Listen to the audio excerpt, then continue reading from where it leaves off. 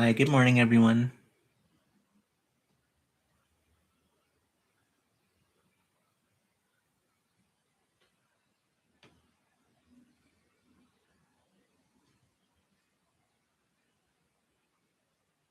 We'll just start in a minute here.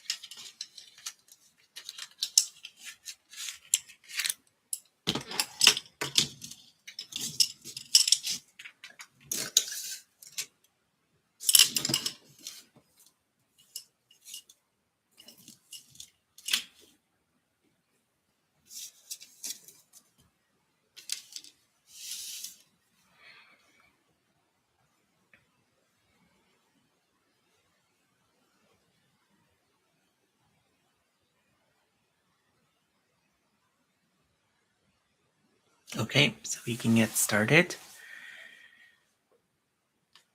How's everyone doing today?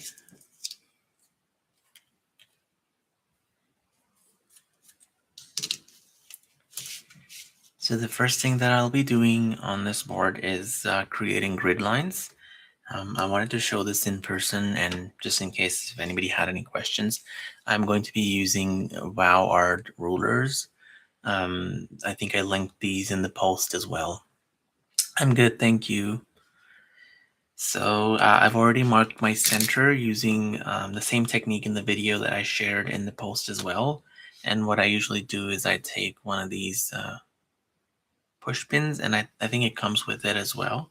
And you're just going to put it through the center and then push it on top of your center. So you secure this just so this doesn't move. And then so the first thing we do,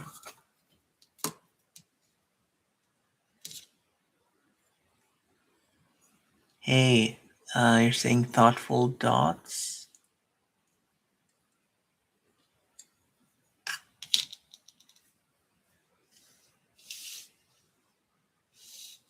Sorry, I didn't catch that. How are you?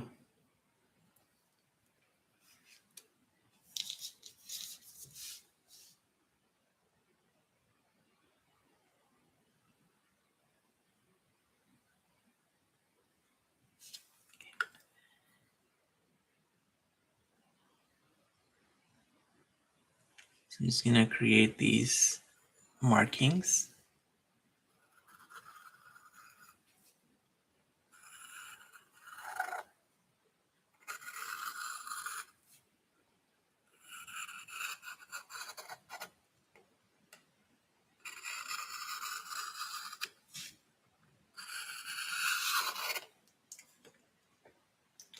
And then move them a little bit.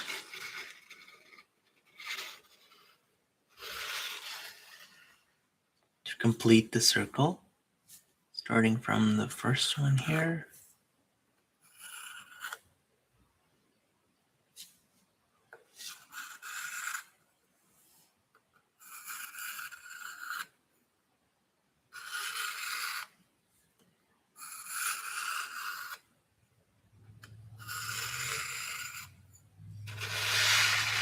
And then move again. So we're just trying to finish up the whole circle. It make all the lines meet.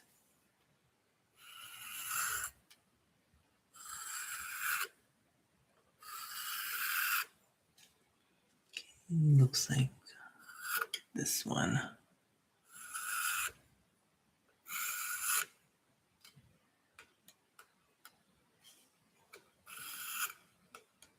Okay, this is all good. And then what I do is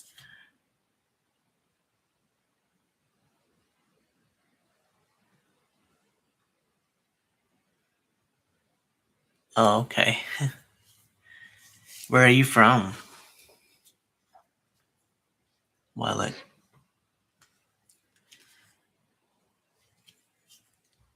So I'll just stretch a first line. It doesn't matter where you do it, so just do first line here. And then these ones as well. And then I'm going to move to this one is then going to be my starting point again. So I'm going to align my stencil, as you can see. So it was like this, and I'm going to move the first part of the stencil to the last line that I made.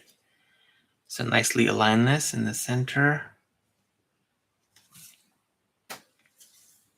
And then again,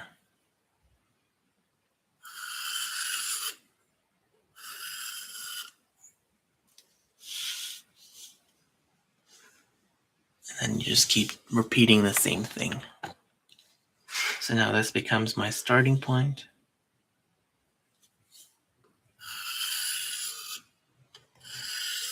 I believe it also comes with an instruction video when you buy this stencil from, I bought it from Wow Art, so it came with instructions.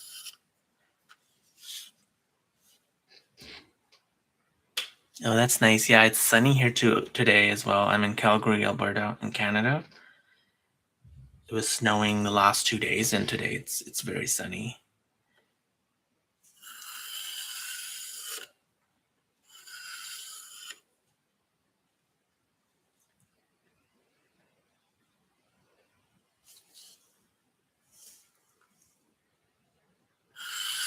So I'm just repeating the same thing.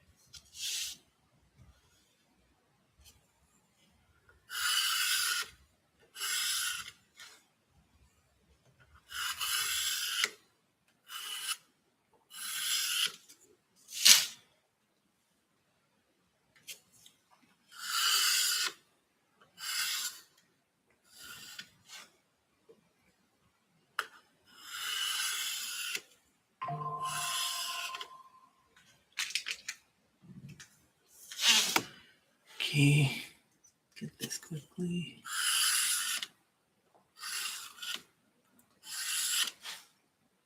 So I found this stencil has helped me achieve a greater symmetry when it comes to designs as compared to the other stencils, which you have to kind of modify on your own when you're at a larger space at the bottom. Sometimes you'd have to create more lines. So this one gives you that ending as well.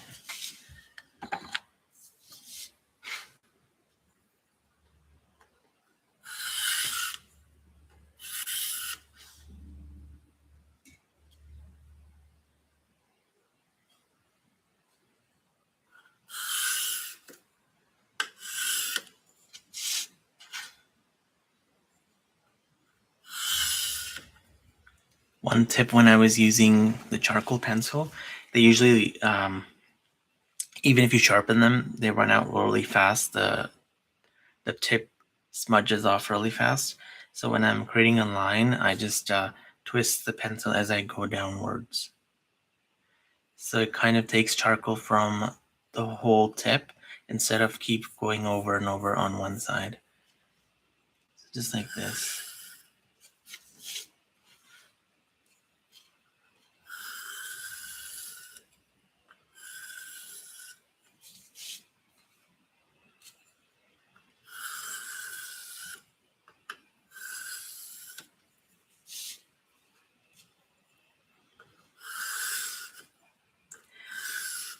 And just keep your stencil marks as light as possible. It just helps in removing them at the end when you're done.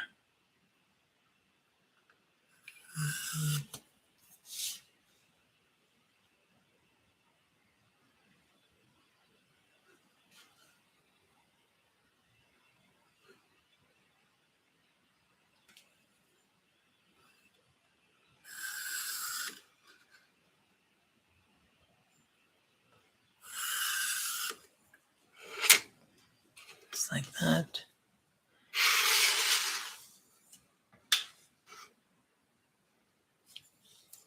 And then I'm going to start from the first dot that I have here.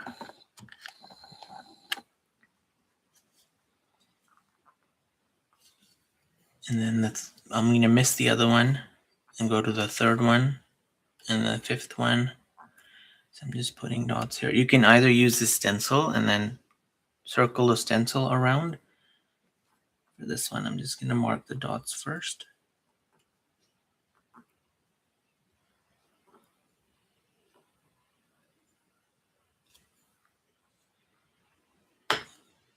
I'm going to take this off.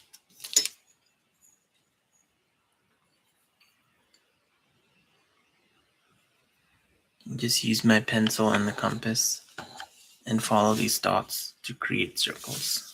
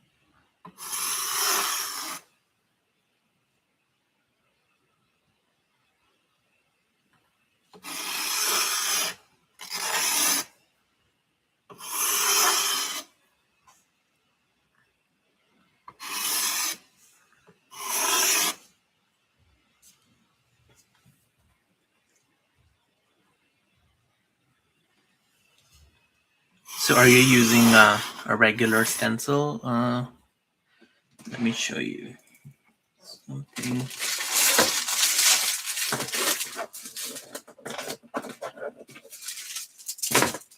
So are you using this kind of stencil?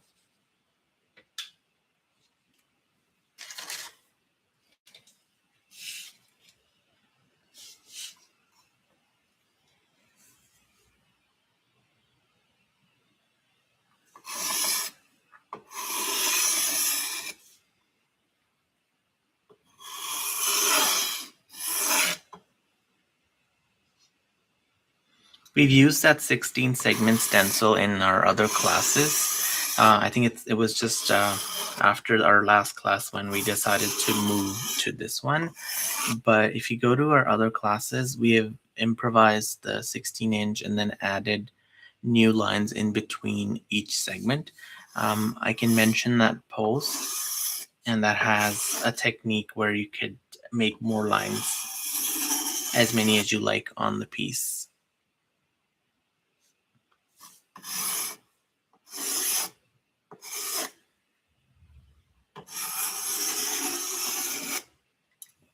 Okay, so we're done here with our guide marks.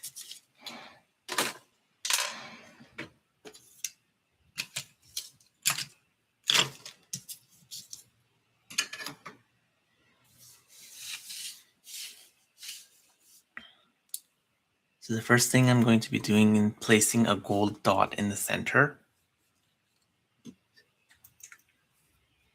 So I'm just going to take my largest stick here, the one that you have in your set. Like every time, I'm just going to pour some paint on top of my stick. Just enough to cover it.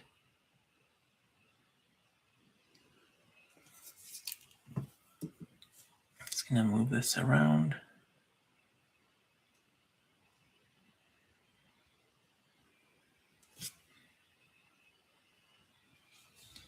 And then drop it here.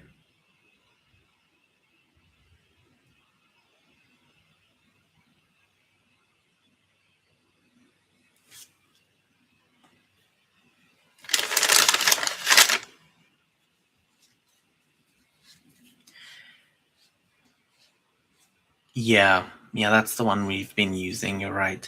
So yeah, we have done improvisation on those ones. It's just you'll need to do more of like using this compass. You would be basically finding, so for example, if this is your first line and this is your second, and you want this one in the center, you'd be finding a center of these two, mark that, and then stretch a line from the center. So that I can't show you here because it's already all done, but I can mention that video where we did that, and then you can basically skip to that part and find how we did it. Yeah, for sure. Okay, so let's place that dot in the center here, and I'm just going to swirl this around. I'm just going to pick up a little bit of that paint just so it doesn't overflow when I swirl it around. I'm just using my Q-tip, and when you use a Q-tip, always do this motion instead of this. And then just using one of my styluses. I like to do this. This is, again, optional. You don't have to. You can always just leave it like that.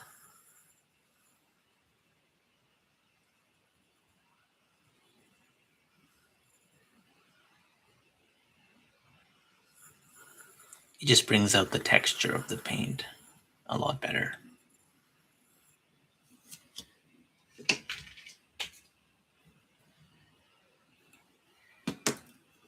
Okay.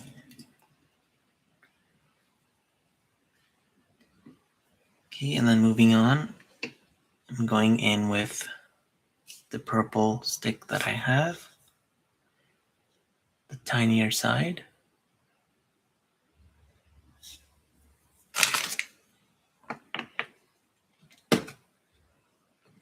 And going in with my first color.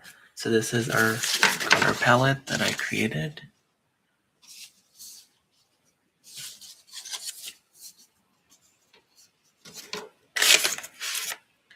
And I'm going to call my colors as color number 1 to 6, starting from the orange part.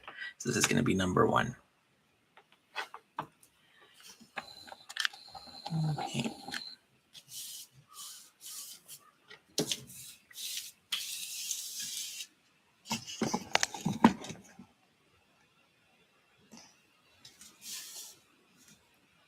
Okay. I'm just going to dip into my paint and place a dot close to the center dot.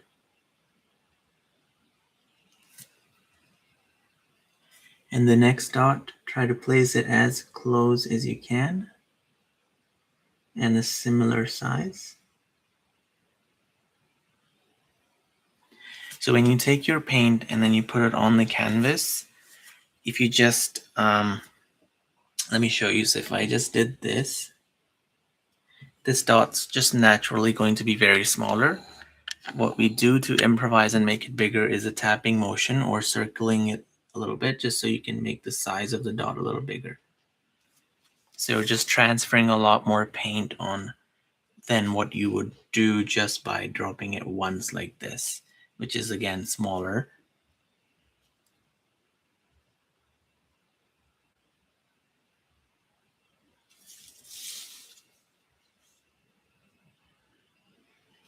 So try to stay as close to your previous dot as possible and the same size.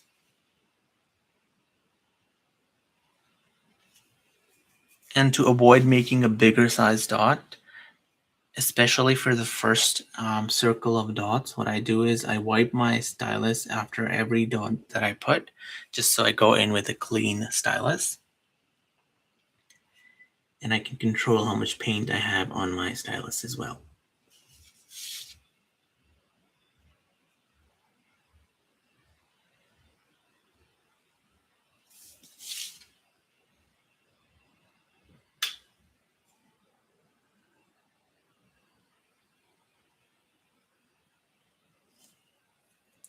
So just looking at my previous dots, making sure all of them are similar size and equally spaced. And wiping my stylus in between each dot.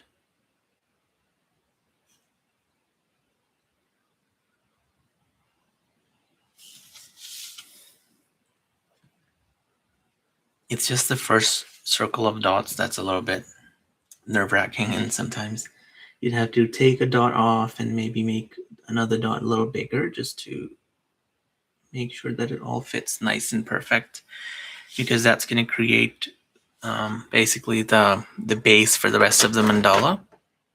I don't know if I should close this. That much is good.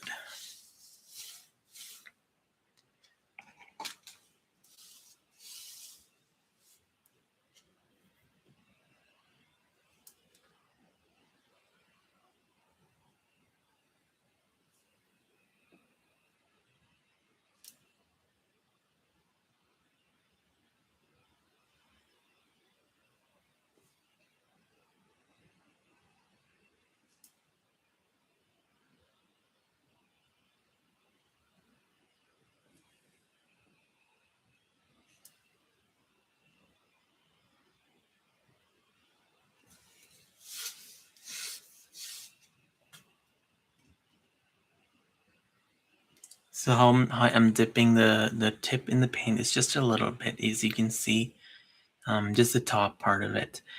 Moving into the next dots or maybe the next designs we do, we'd probably be dipping it a lot more and picking a lot of paint, depending on how much do we need. But for this one, just need a tiny dot, and I can build it myself to a bigger size if I need to by moving the paint around a little.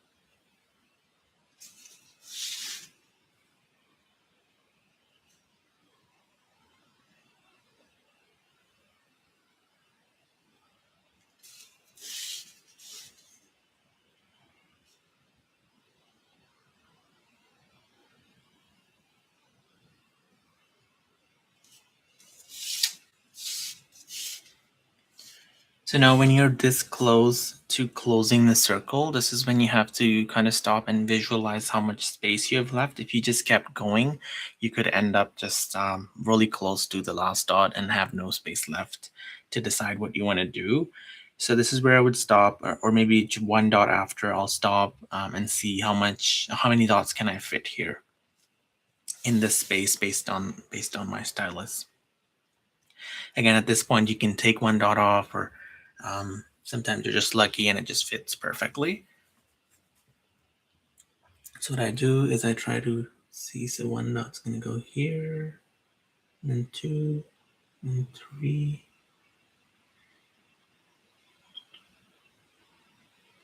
So yeah, it's saying, or whatever I'm calculating here, feels like I can have 5 dots. So let's try to do that.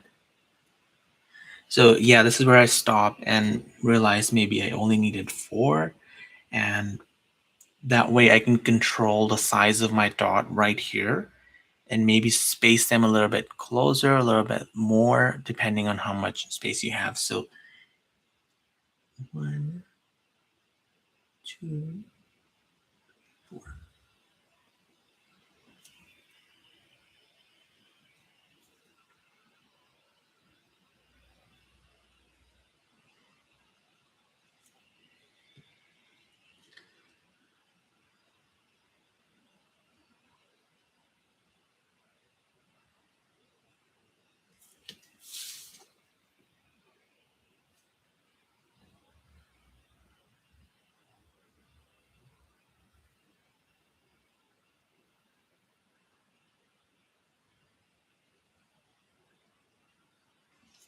So yeah, according to the calculation I did there, I was able to fit 5 dots here.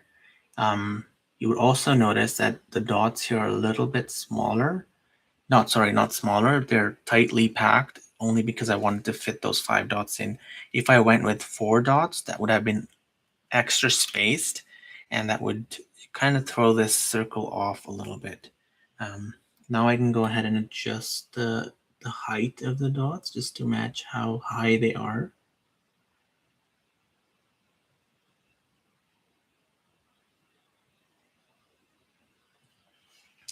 And that's it for our first circle. Any questions on this part?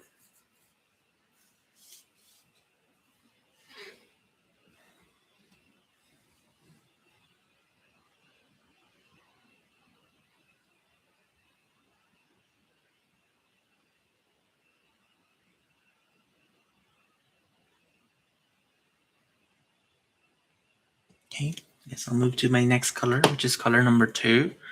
And using the same stylus and still the same side of it, this time I'm going in and picking up a little more paint. And as you can see, I've dipped in more than my first time, because this time I want to create a dot in between the first 2. So these are the first 2 dots on the top, and I am placing another dot right here.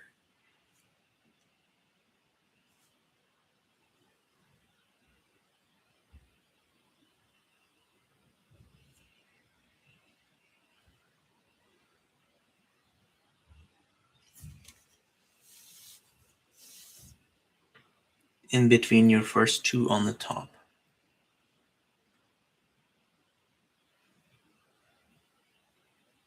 Oh, I hope I'm not covering.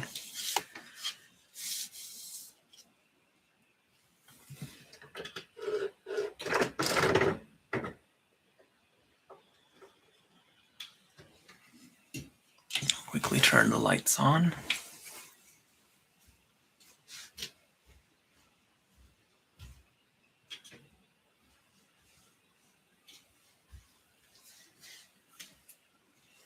At this time I get a lot of sunlight in, and that messes with the camera. So the first 2 on the top are these 2, just staying in the center here.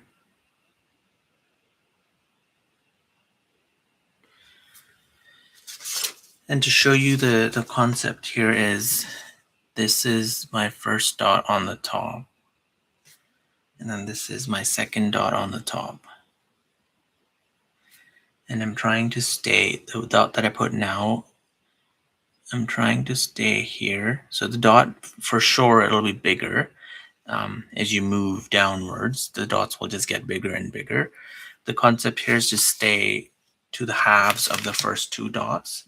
By that, what I mean is this is the half of my first dot up there, and this is the half of my second dot.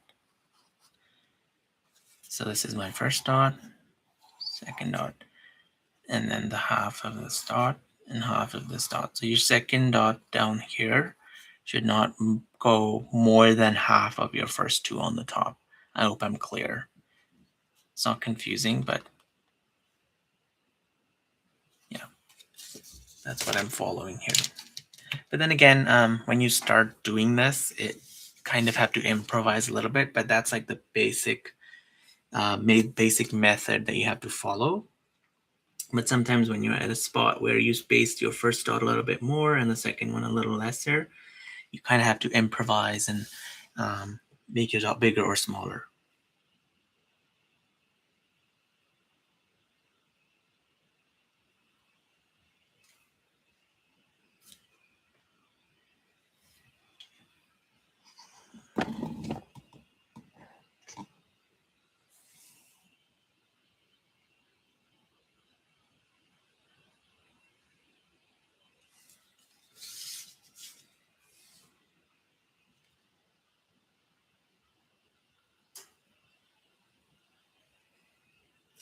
So here also, if I had just dropped the paint, it's smaller. And I'm just going to go in and circle it around a little bit to build it to the same size.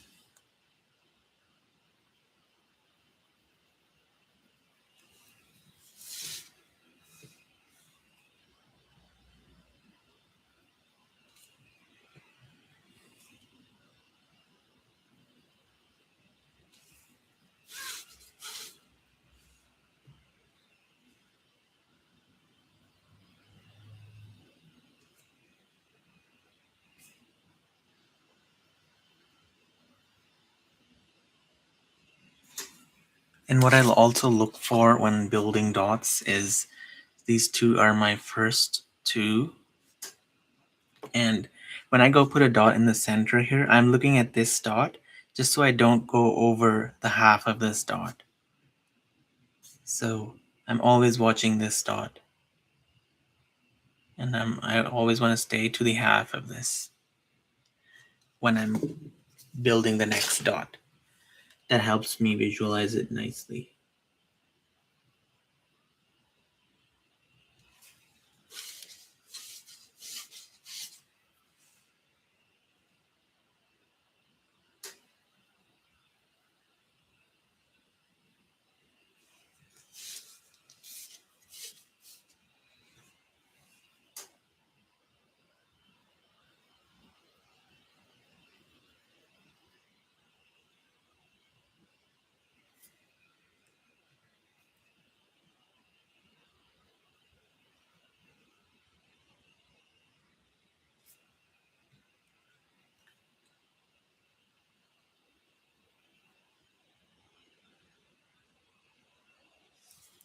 Okay. It's just the first couple of them that takes some time, and then once you get the hang of it, it just becomes easier. Any questions, you can type.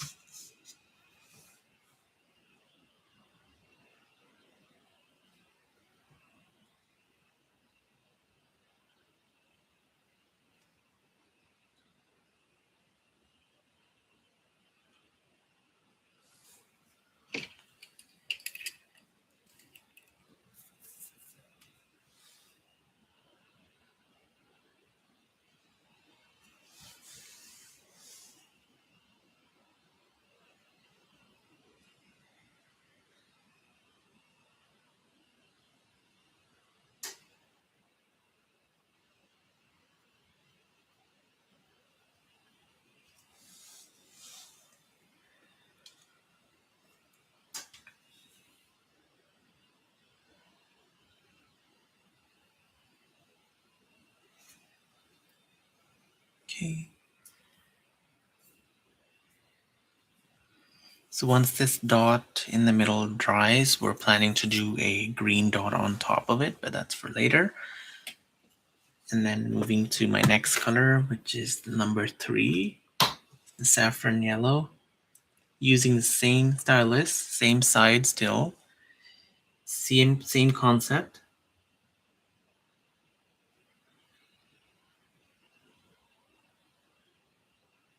So this dot's going to be a little more bigger than the second circle of dots.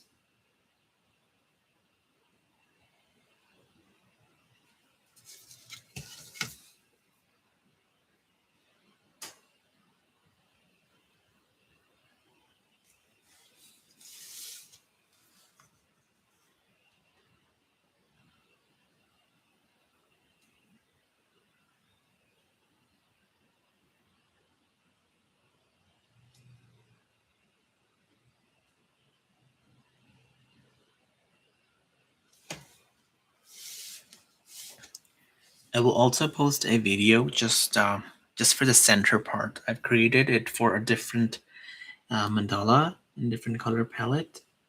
I'll post that for everyone to watch. It covers different styles of centers.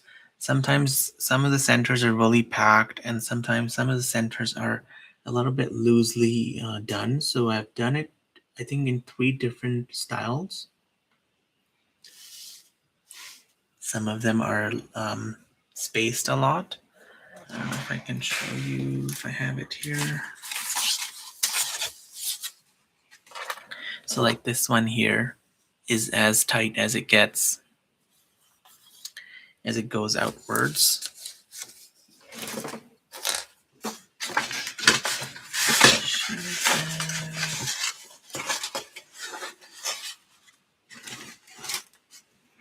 And then I have a video of how to do that, and then how to do a little relaxed version of it where it's not really taking that much time.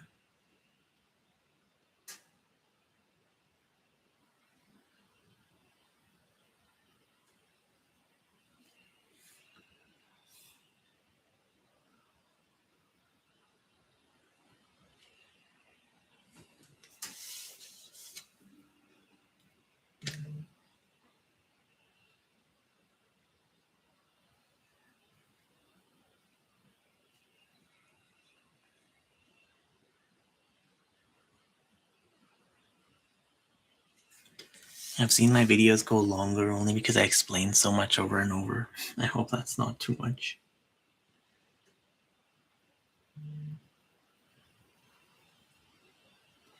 I just try to remove any kind of guesswork and try to give you a methodology behind how I plan anything.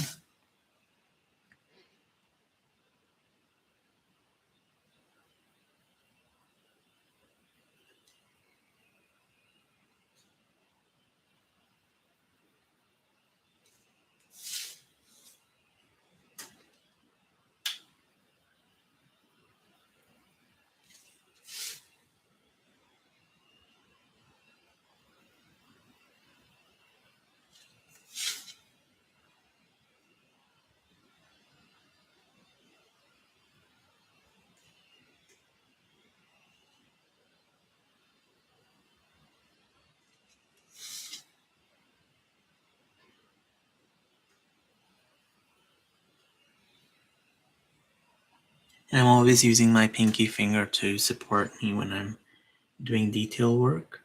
So I'm putting pressure on my pinky finger to to control my hand movement. Otherwise it could go out of control.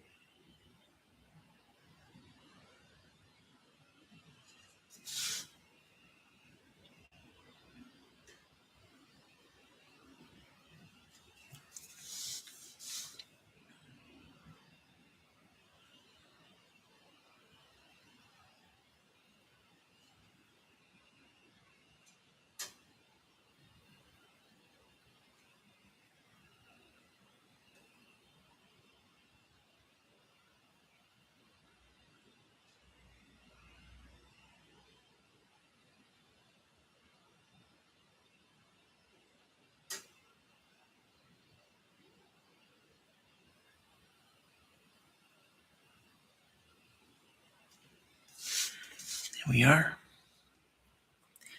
And then quickly moving to my color number 4. Same stylus, picking more paint. Let me see if I can change the stylus to the other side of it. Now, where's the camera? Right here. So I was using this one earlier. Let's see if that one would work. So if you now have a thicker stylus, just pick the paint carefully, because it will bring more paint.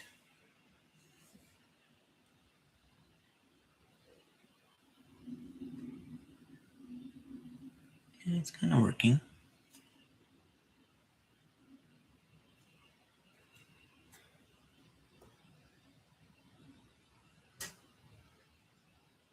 So again, the same concept.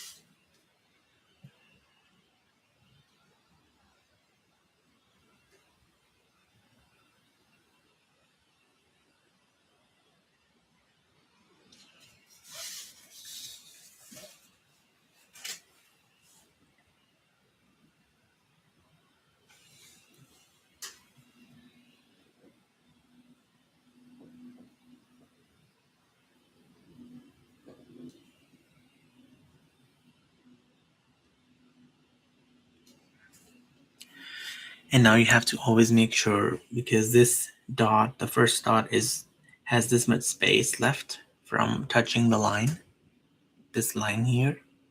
So all of your dots should remain to the same height. So just watch out when you are making a dot.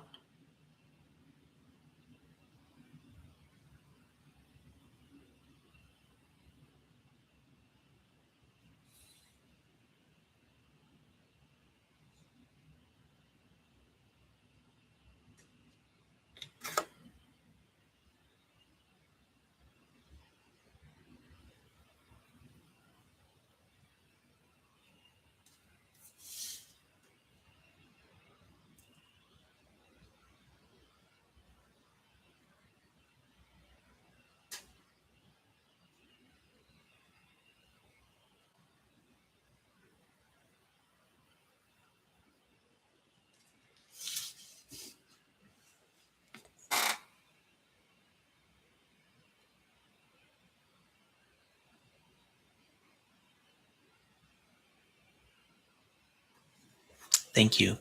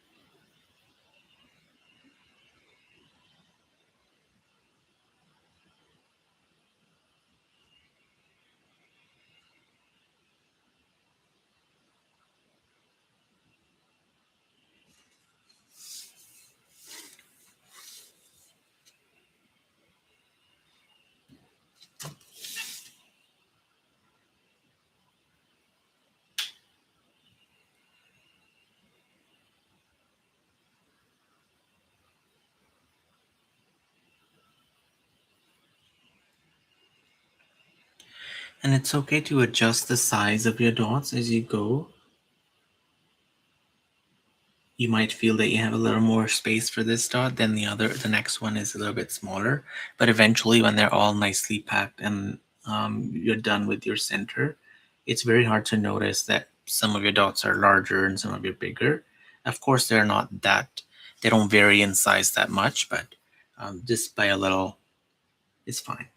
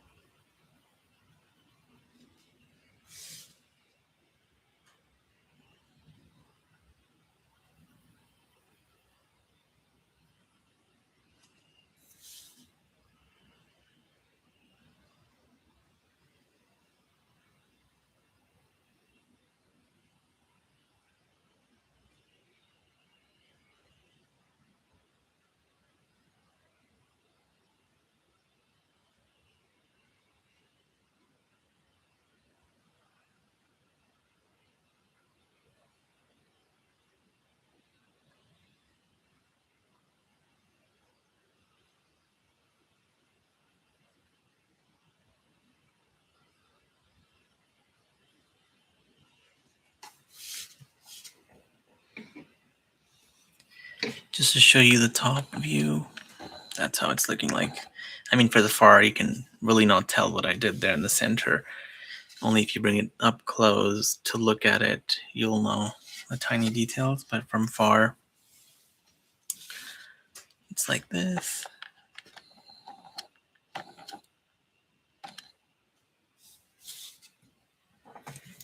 Then moving to color number 5, using a thicker side still.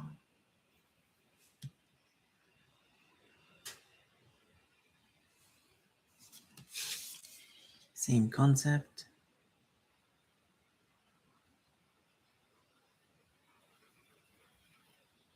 This time dot's going to be a little bigger.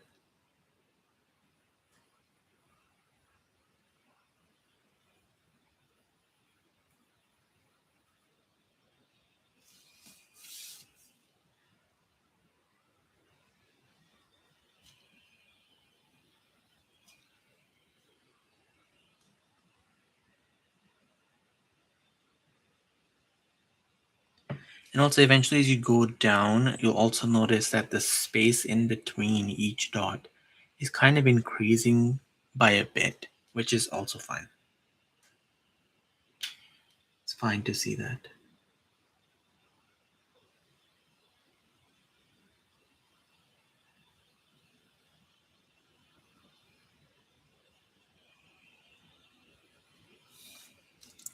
And also I believe at this point you could use sticks of this size, which are smaller, but just personal preference, I keep like to using the stylus stick because I can kind of use it like a pencil and gives me more control over how big my dot can be as compared to these sticks where you really don't have control. You just like boop it and then that's all you've got.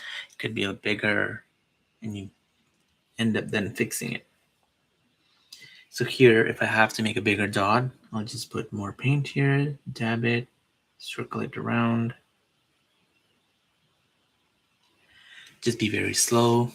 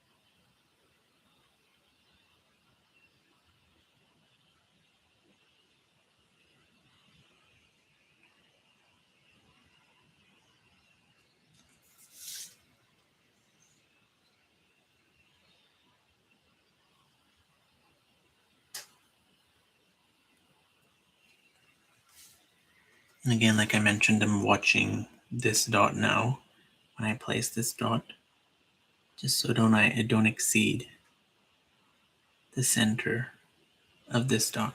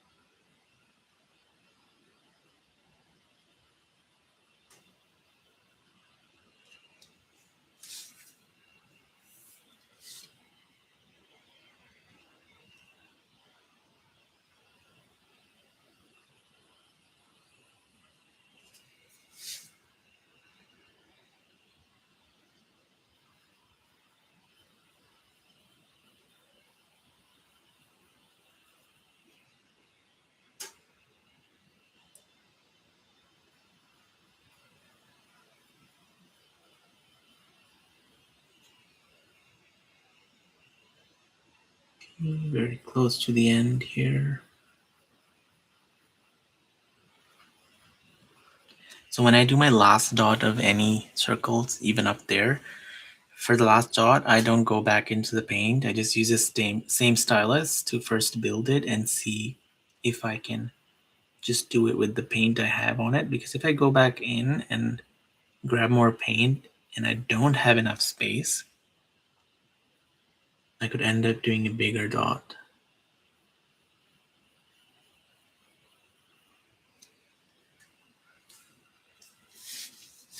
And that is it.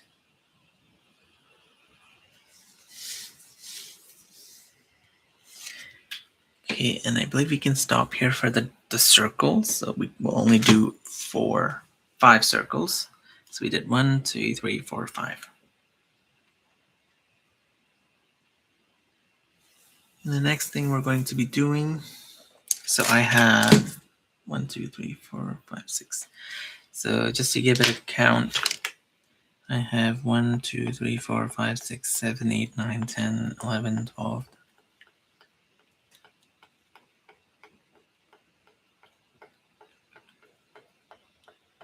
36. So I have 36 of these segments. I'd like to call them segments. And I'm going to divide them in 6 segments each. So 1, 2, 3, 4, 5, 6. And that's where I want to create my first design within this. I mean, I'm not sure about the height, but just so you know so what we want to do here is I'm going to grab, so the center for this 6 segment design. Oh, let me just do the camera here quickly. Just so it's in front of me.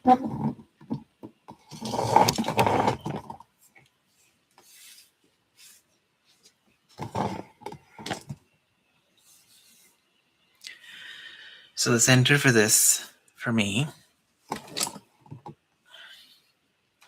is between 3 and 4.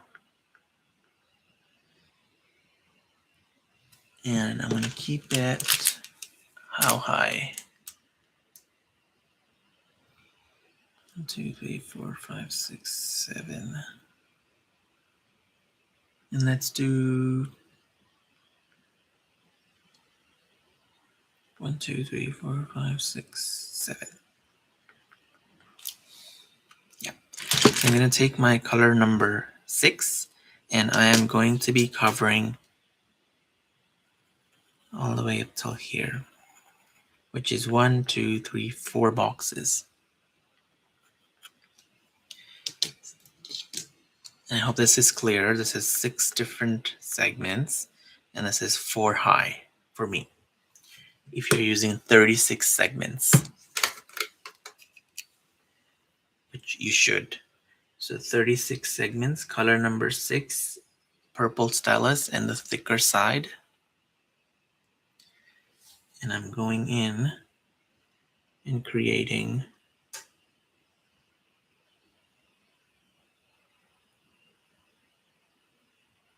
a swoosh that'll go downwards. And then you can just kind of fix it using the white stylus is the one for detail in my set.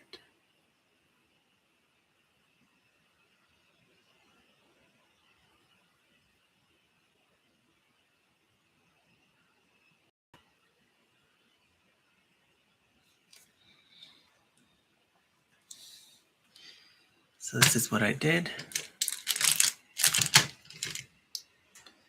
And now I'm just going to quickly do dots for color number 5. So I'm just going to put a dot here, not right above it, not touching my teardrop shape, just a little higher right here. And then you kind of have to create a triangle-like structure on top of it. And then follow this to bring it downwards until you paint runouts.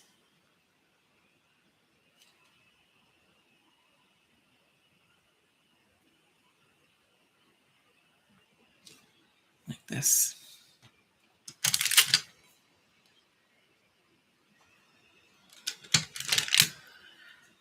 And now for the brush, I will be using, where's my brush here?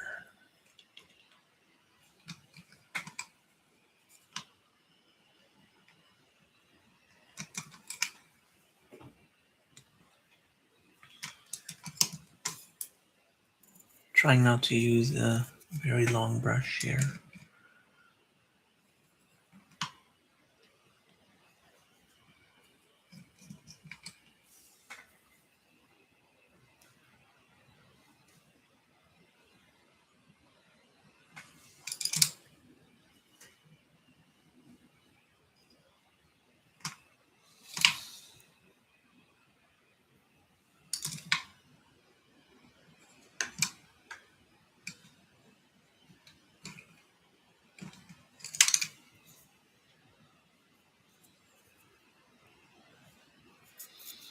So I'm using the 00 brush. So these are the ones that I bought from Amazon. I've linked it in my previous classes as well. If somebody needs it, just message me. I'll send you the link from Amazon. It's a 00. If you already have the same one, that's great. I'm just gonna flip my piece just so I have this in front of me. And every time I do a swoosh, it's usually in front of me.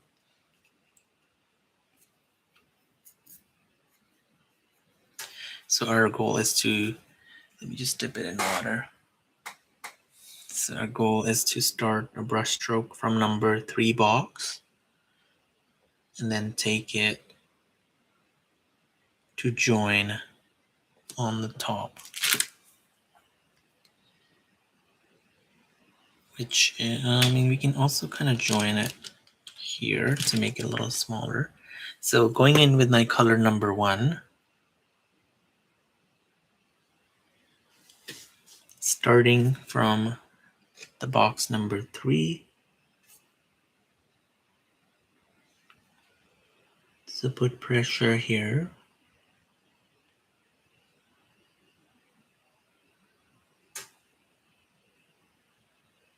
to do a brush stroke. And then when you're at the end of a brush stroke, just release the brush slowly.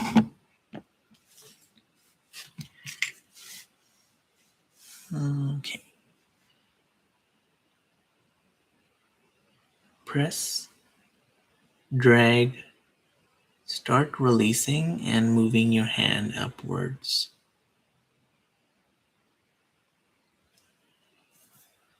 Like this.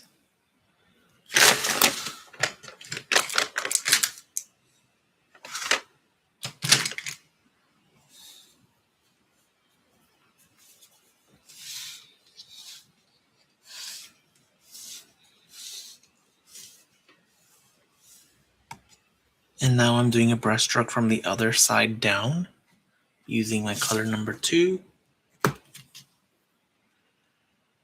So the main concepts that we've discussed is in our brushstrokes class, going in very detail of hand position, how to use pressure, and how to use guide marks to guide you where to stop and where to start. So I ended it at guide mark number 5th from this. 1, 2, 3, 4, 5, 6. Actually, this is the 6th one. So I'm going into the 7th. So I press. Keep going downwards, and then start lifting my brush as I go meet the end.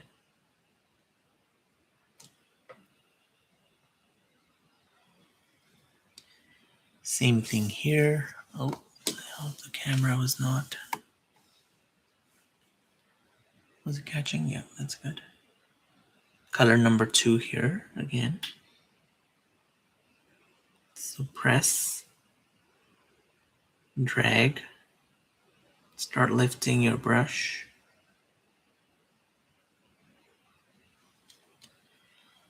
Okay.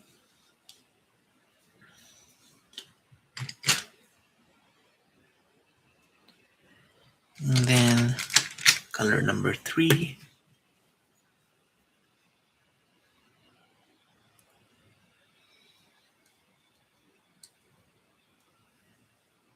Same thing, one box above. So I'm using my pinky finger, as you can see, placing it right here. And if you look at my hand,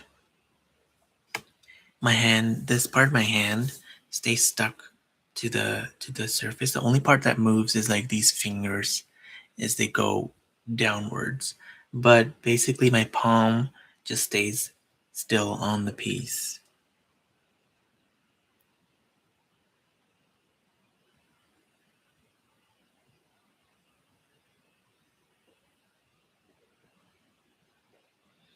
And as you can also see, I've covered up to number 5, and this is number 6, the end of our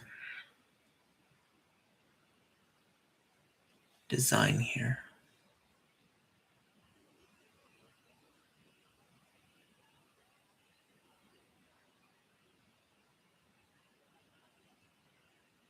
So staying within number 5.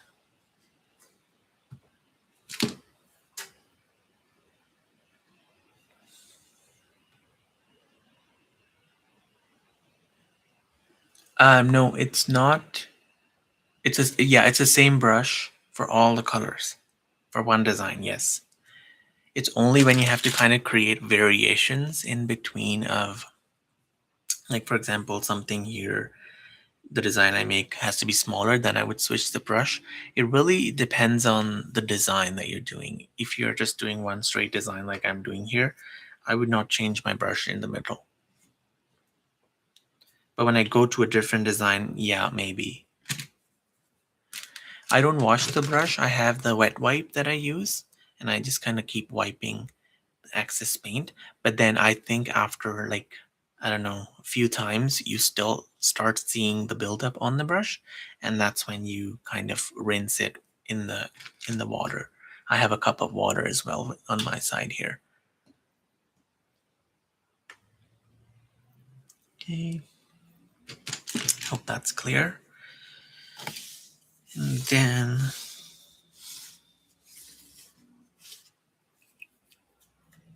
My goal is to touch this after, so using a thicker brush stroke, I want to try to go all the way. Let's see if I can try to map it. Yeah. For that,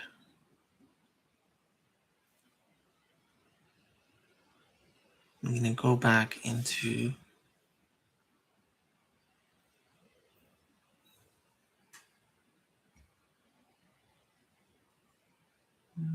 let's do number 1 back here. So color number 1.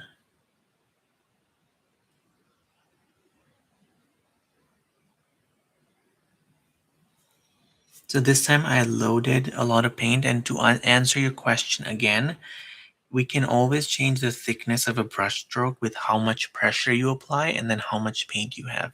So for these brush strokes, because I had to stay within this tiny space, the paint I used was a little.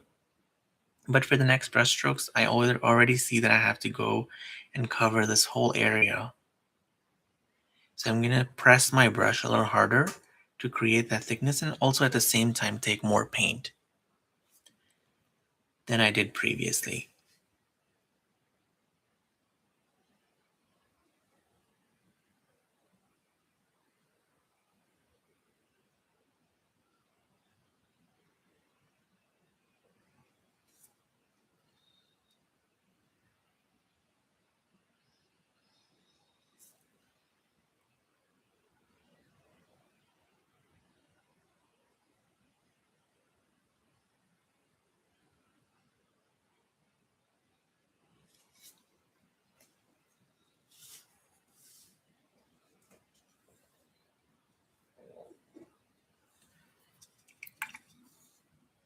Okay.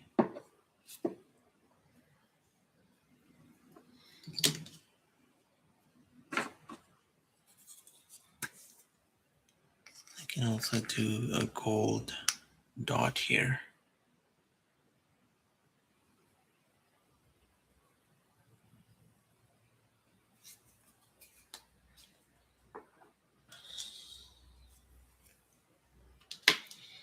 And then just using the same concept, we're going to do it 5 more times, because we are going to do 6 segments.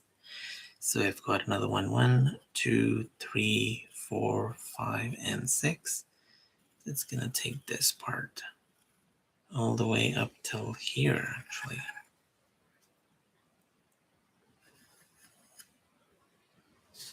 Okay. And then going in with my purple in color number 6. So we're going 1, 2, 3, 4 high.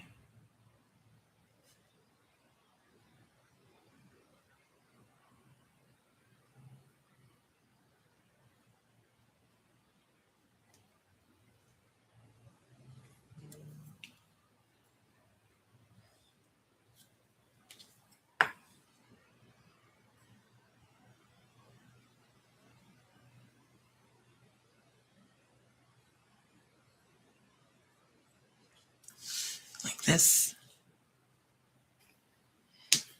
And then going back in with my color number 5.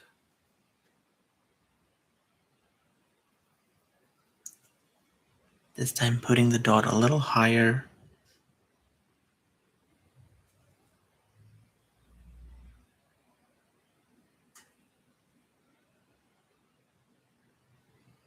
Until the paint runs out.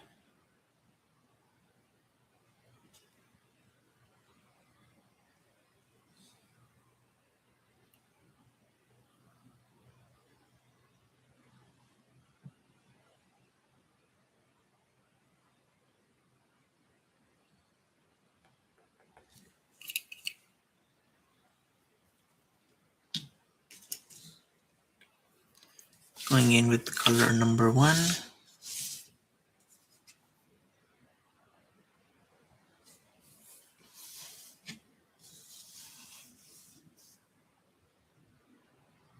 And staying within that first box here.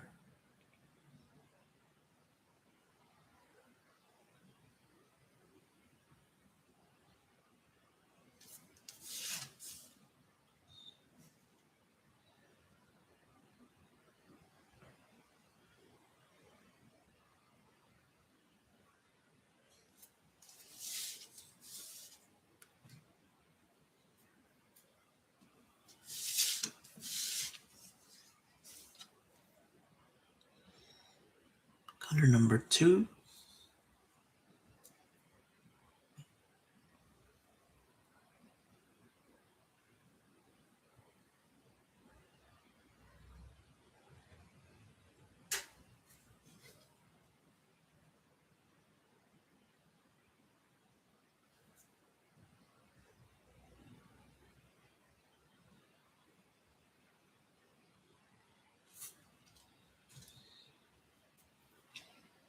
And then number 3.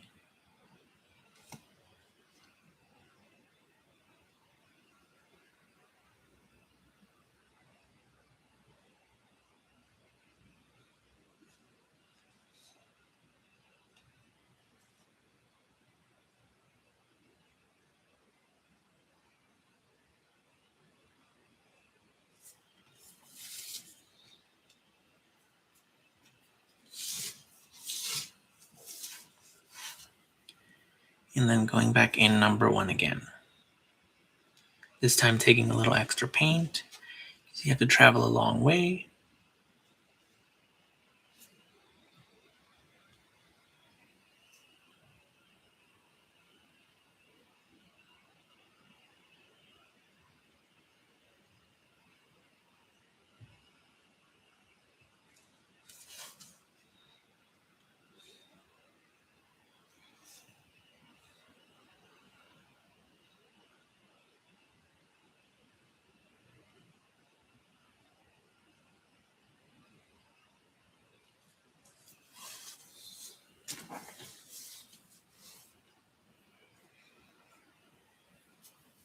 Just like this.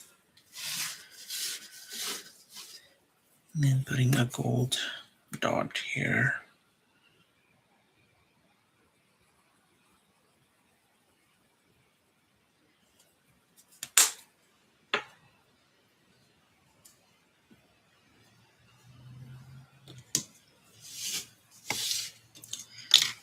And then again, this is segment number 1, 2, 3, 4, 5, and 6.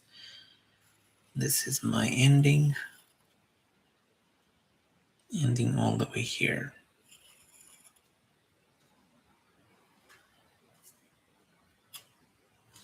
And this is my center. 3 segments on this side, 3 on this side.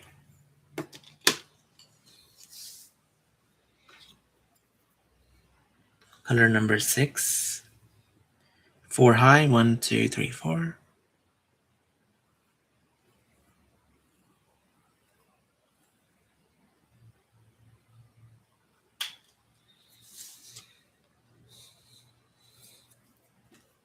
Number 5.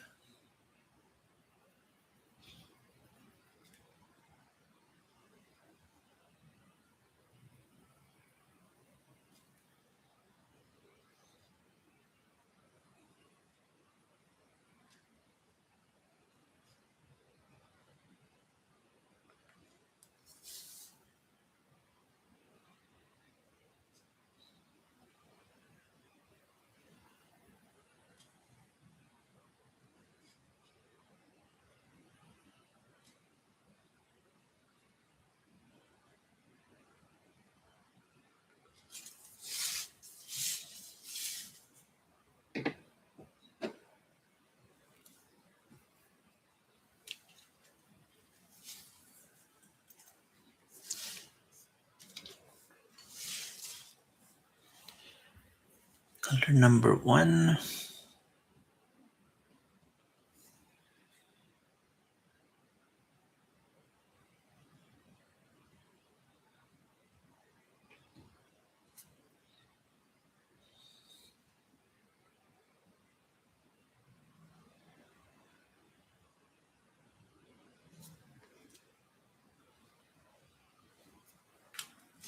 And then moving it.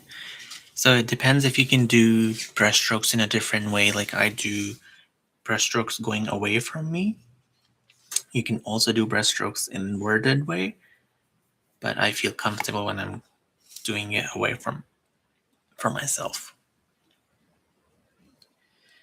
What I mean by that is the thicker side of the brushstroke is always facing me. So because I'm going to do a brushstroke like this, now the thicker side of the brushstroke is facing me. So color number 2.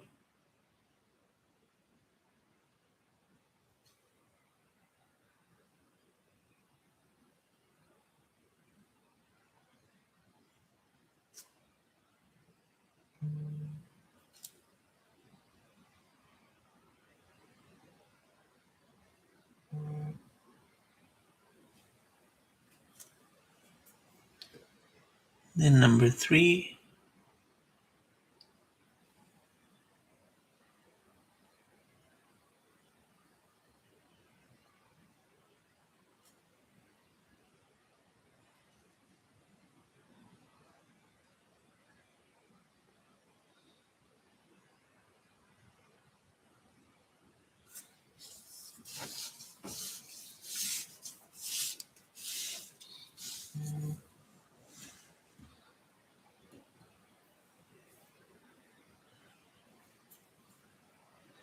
And then number 5. Sorry, number 1. More paint this time.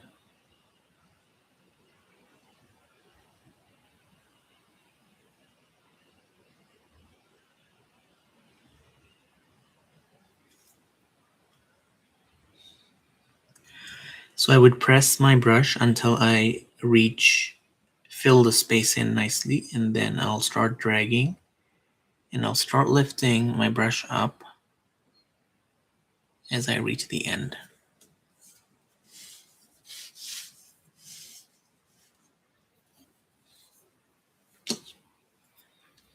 And like I mentioned, there's more detail, more practice sheets, and more techniques in the brushstrokes class that we did.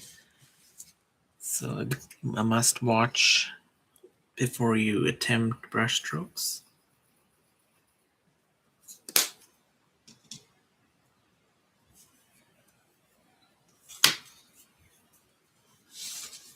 And then again.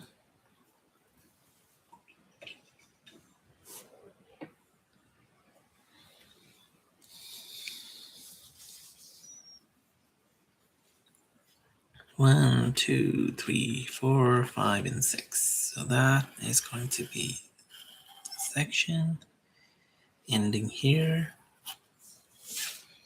And this is my center. 1, 2, 3, and 1, 2, 3. Going in number 6. 4 high.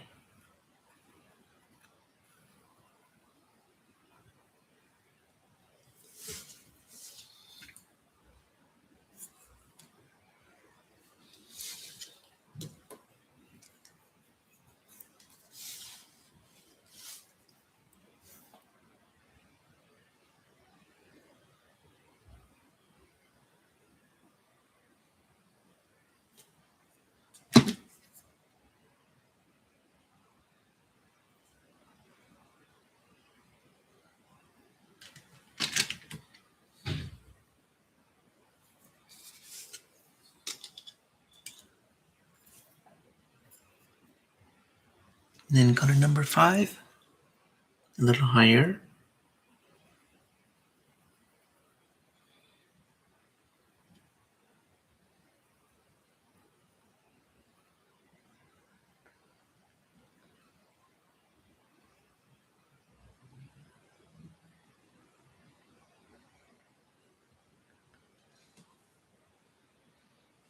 And I'm going to do it for the next one as well. So I've got 1, 2, 3, 4, 5, 6. So that. Then I have 2 left here. So this is going to be my center. So when you're like in a rhythm here, then it becomes faster for you. So 4 high.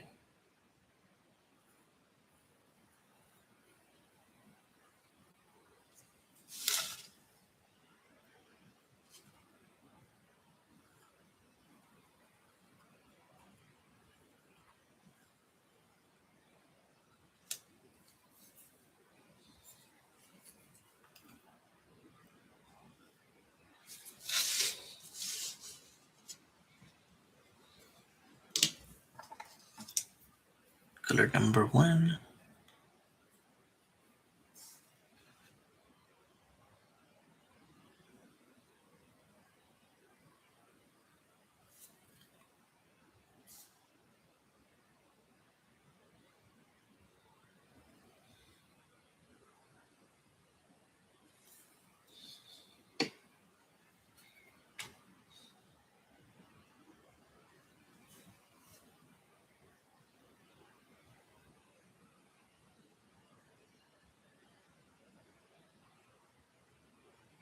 Just trying to do an inverted brush stroke.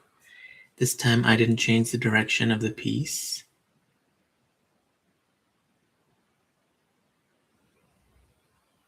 These are a little bit challenging sometimes, but with practice, all you're doing is, instead of doing this, now you're doing this.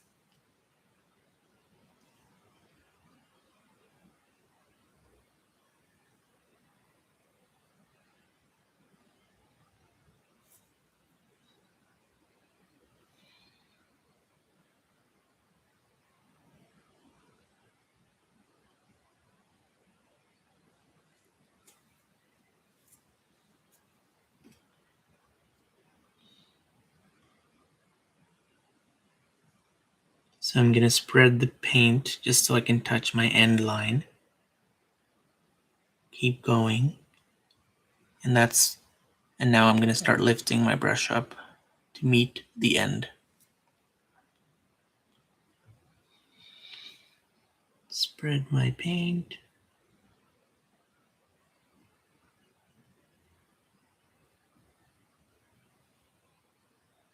And then keep going until the end.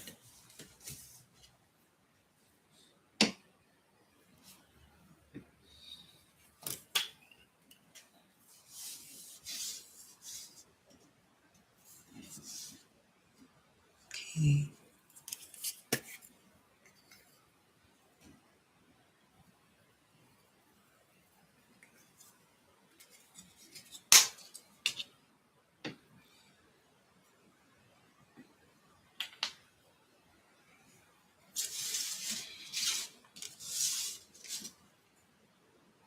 And that's number 5.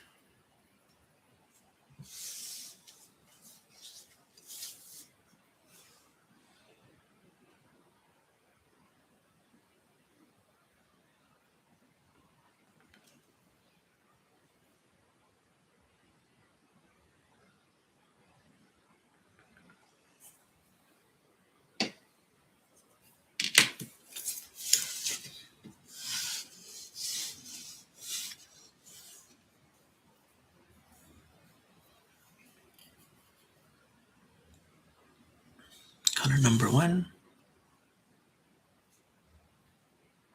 Anybody has any questions?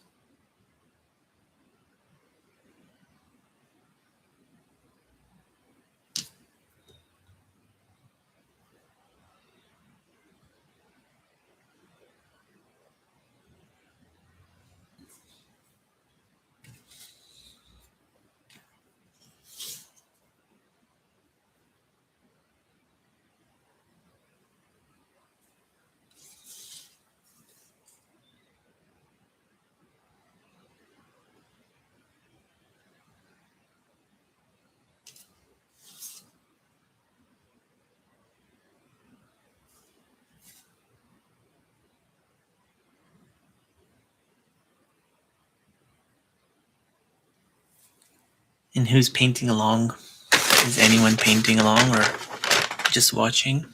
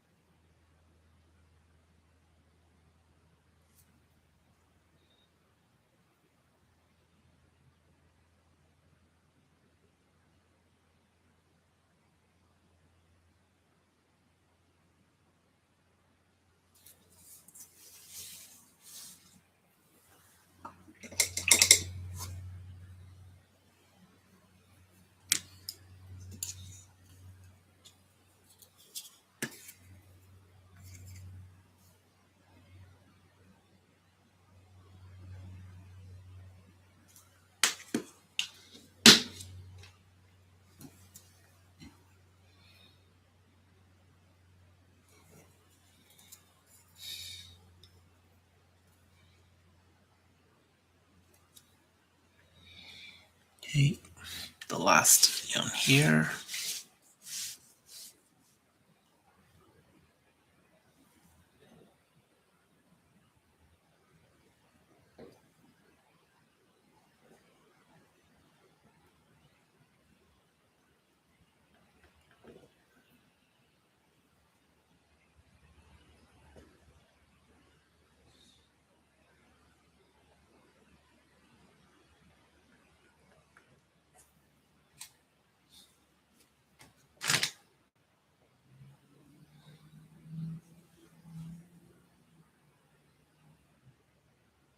Oh, that's nice. Yeah.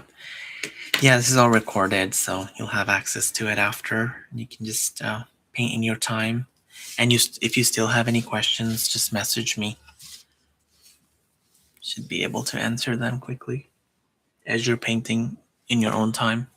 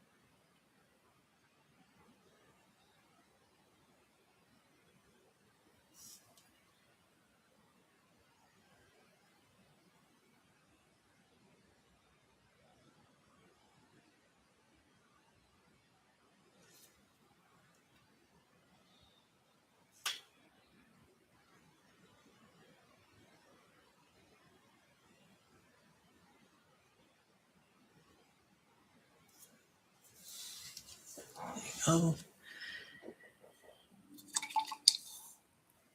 we are done with the flower part.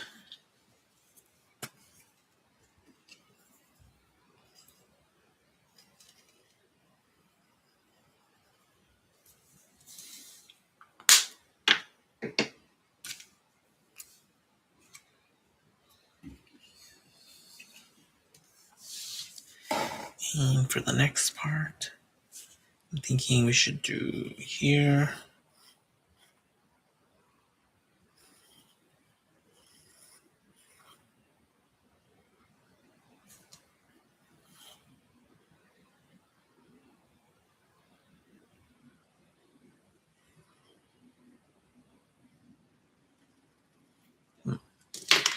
So I like to plan the designs here.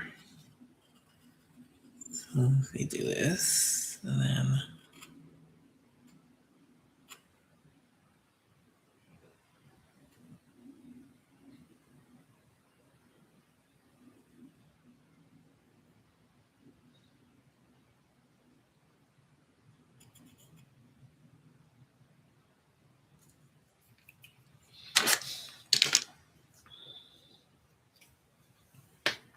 so at this time you could use a mirror here. Let me grab one.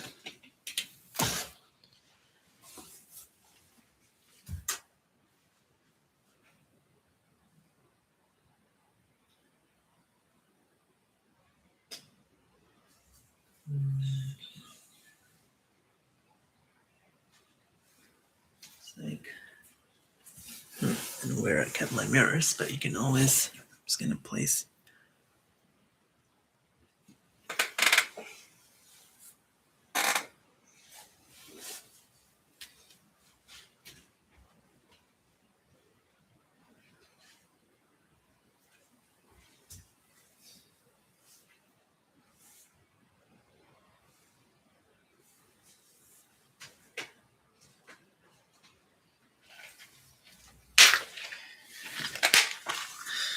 Okay, so I have these mirrors here. I don't know if I like them here. They're a little too big. Yeah.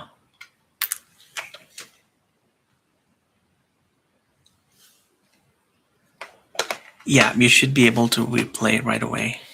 Sometimes it does process for about half hour or so, but sometimes it's just available quickly. Okay, just debating myself here.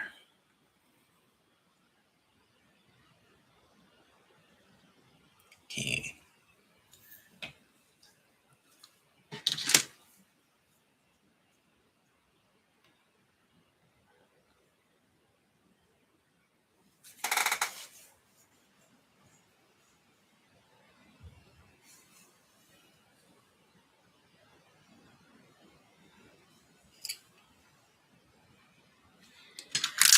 So let's do, where's my gold paint? Just gonna fill my gold paint up.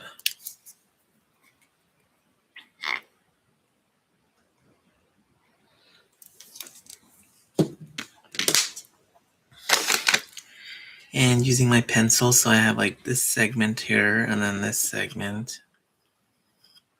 So that's, I'm gonna say this is 1, 2, 3, 4, 5, 6. So I have 6 segments high. So on 4, 5, and 6, I'm just creating a leaf, not touching the lines here on the side, but just in the middle here. And I'm going to fill it up with gold paint.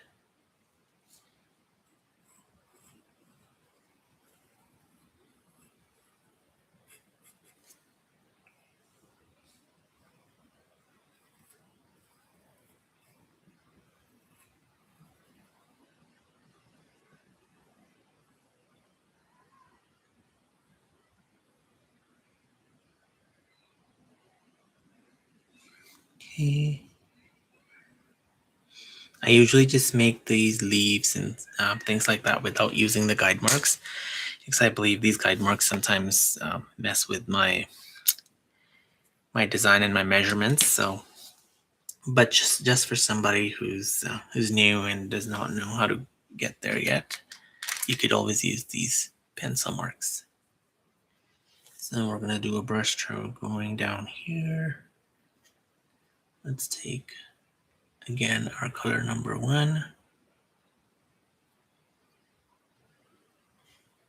And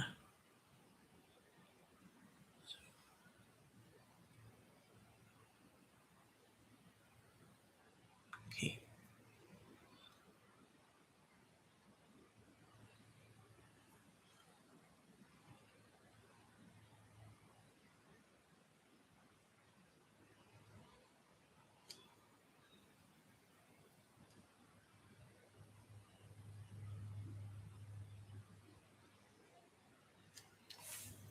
So I have about, let me give you a measurement, 1, 2, 3, 4, 5, 6 on this side, 1, 2, 3, 4, 5, and 6 on this side. Wait, did I do it correct? Yep. 6.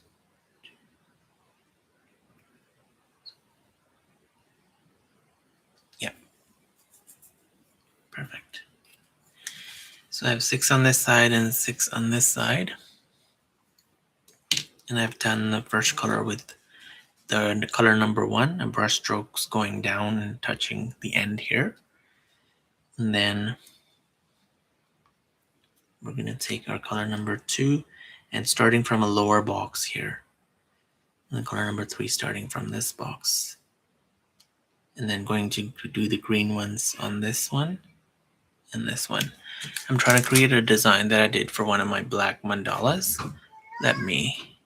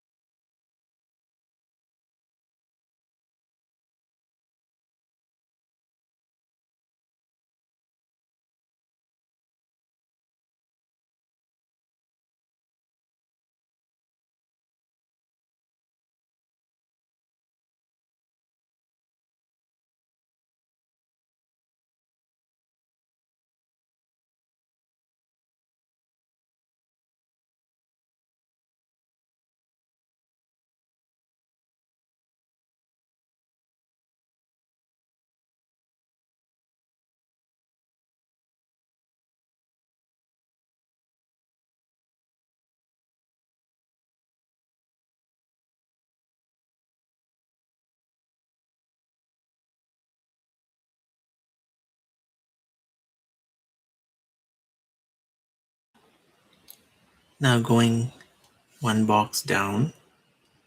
So we left one this box and went down. We're going to leave two boxes now, and we're going to go here.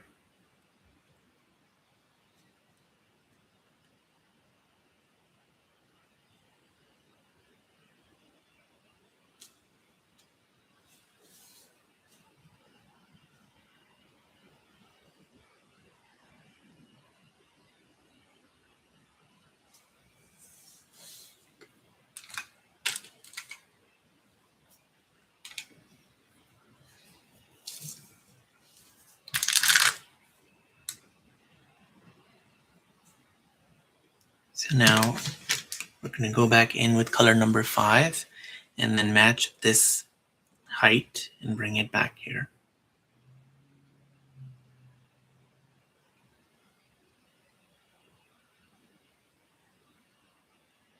Within this box.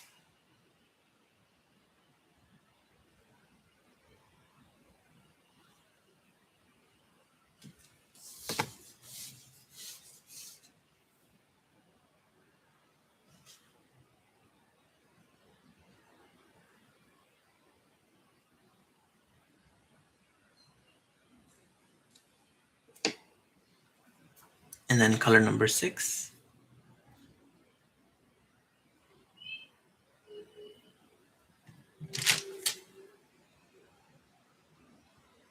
We are then matching the height of our first brushstroke, which is this one.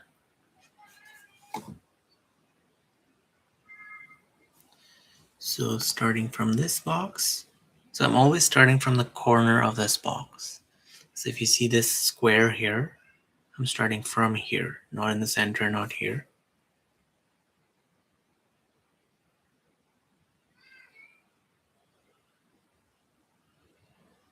And going all the way down.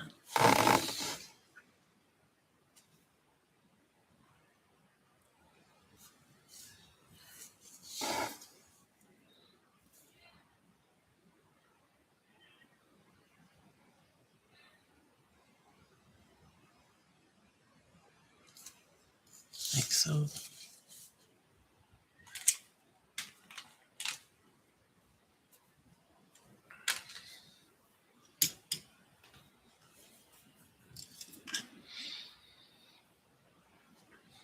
And then again, painting, so it's this one. So from here to here, 3 boxes. So 1, 2, 3. So I like to go a little this way and a little this way. And then I take the back of my stylus to build the leaf.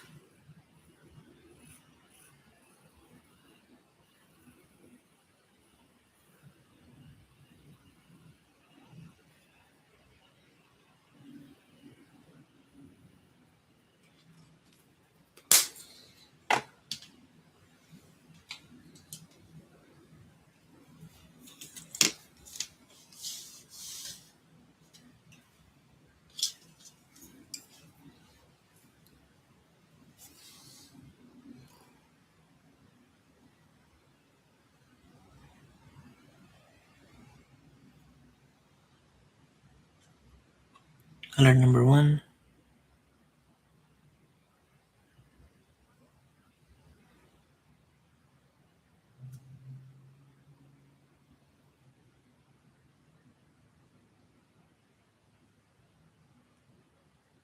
So I tried to stay within this box or this line. As you can see,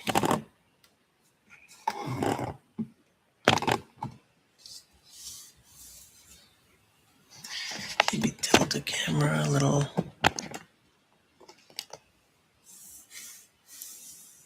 Yeah. So try to stay in this lane. So each brushstroke, when it's measured and stays in its lane, that's what creates more symmetry. And going into number 2, color. And then starting the brushstrokes again from the corner of the box. Going down.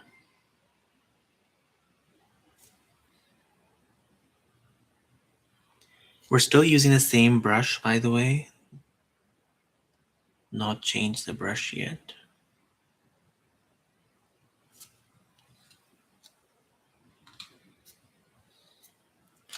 And then color number 3.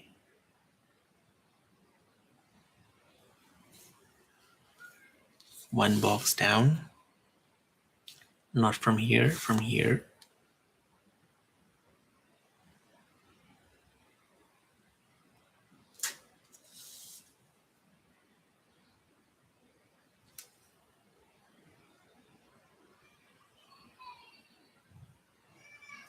Okay.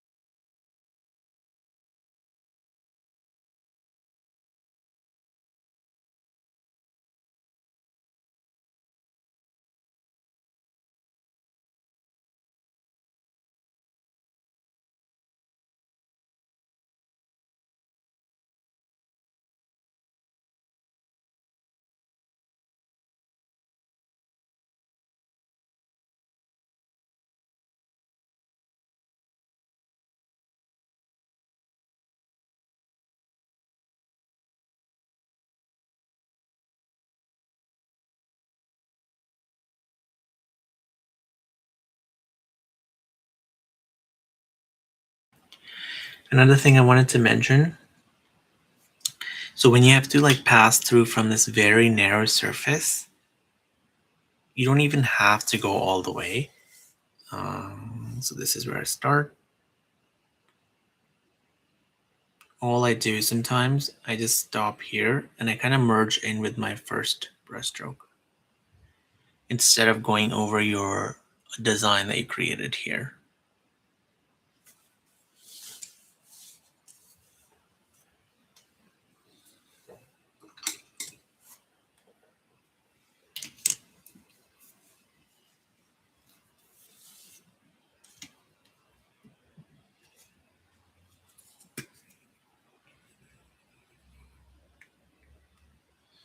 Uh, 1, 2, 3. These.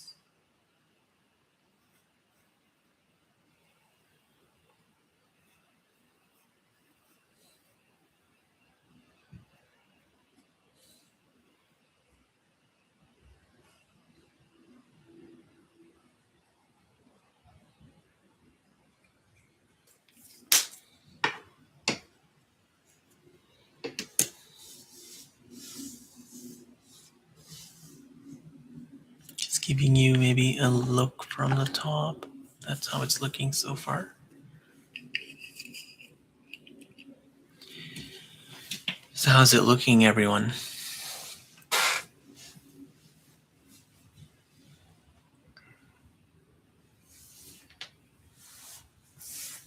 Okay.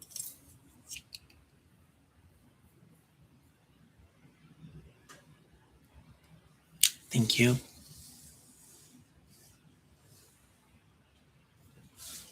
Okay.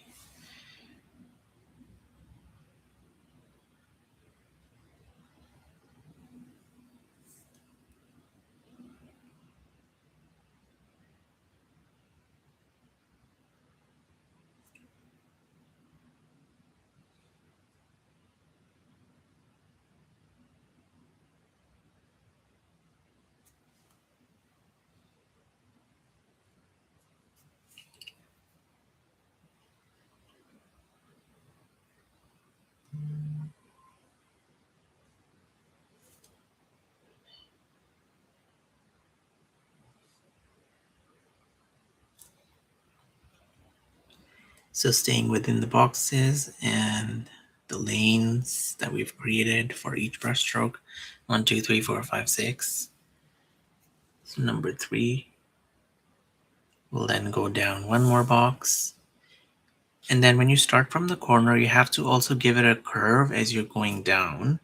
So I'm starting from the corner of this box, and then I'm also making sure that I'm curving it as I'm going down. And if you do happen to run over the previous design, it's totally okay, because you can then, once it's dry, you can just go over it again and redo that brush stroke. That's easy, but try to avoid it as much as you can. But I know with hand movements, sometimes you just can't. I do that too all the time. So here,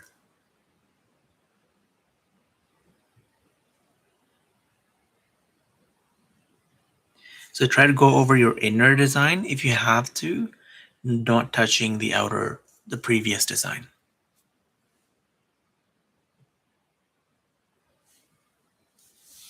Because the inner one will understand.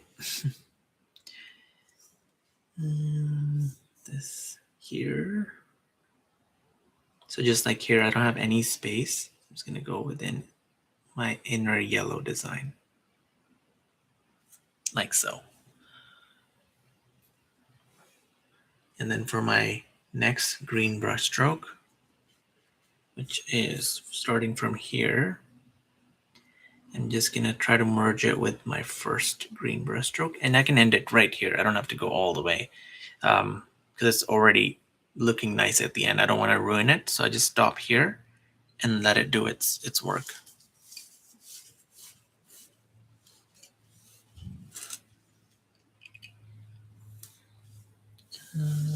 Okay.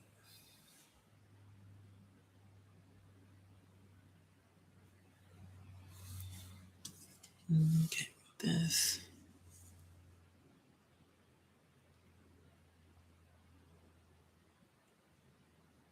And I can stop maybe here.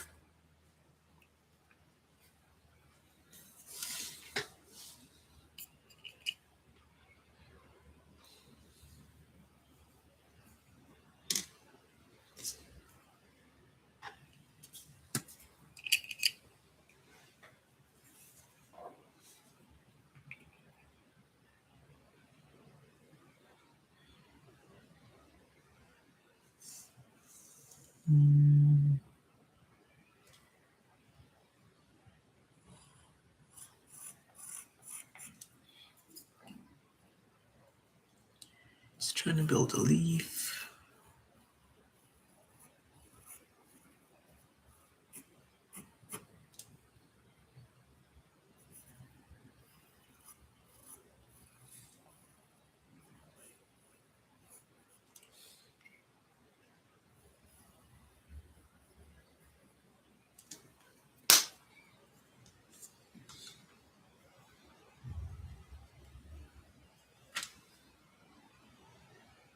Thank you.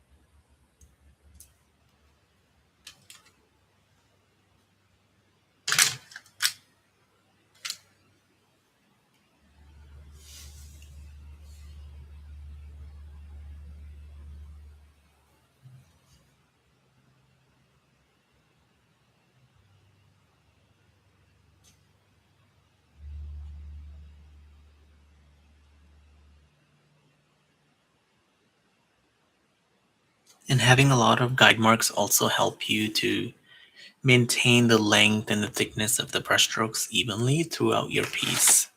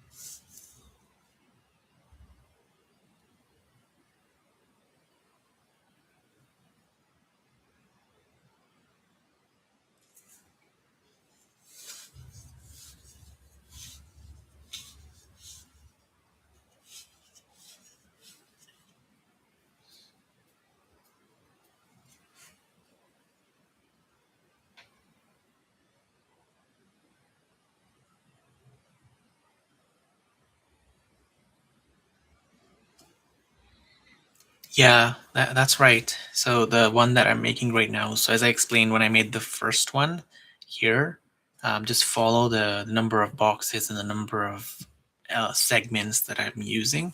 That'll make it easier for you if you have a 36 segment mandala all over.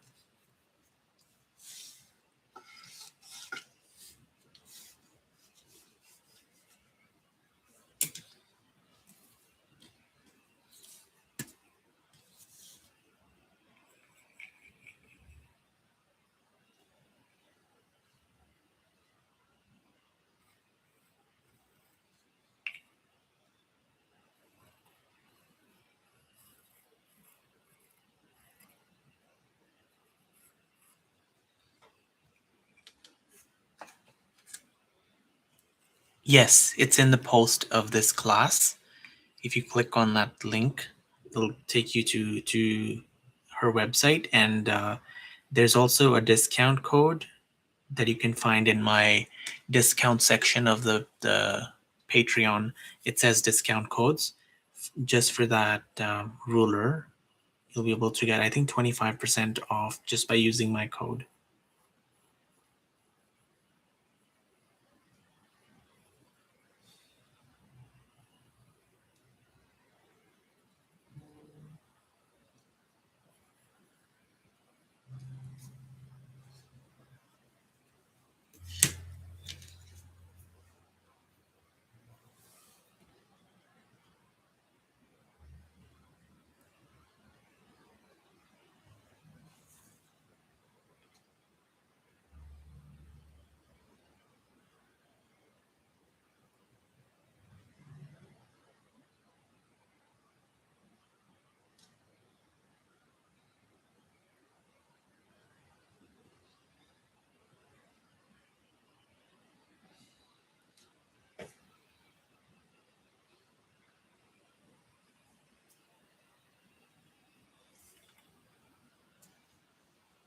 Yeah.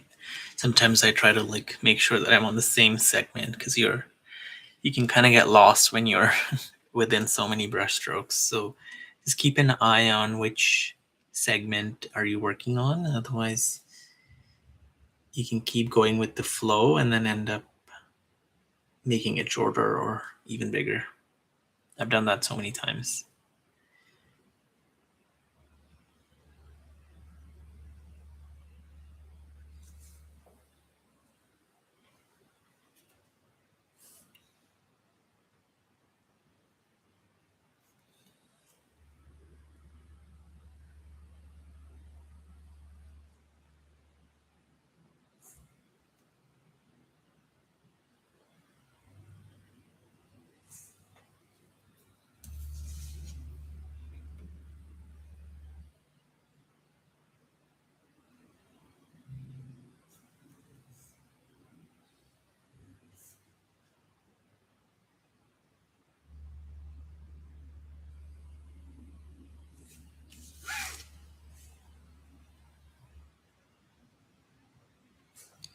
And just repeating again, I would rather run over my internal here in this design than touching this one.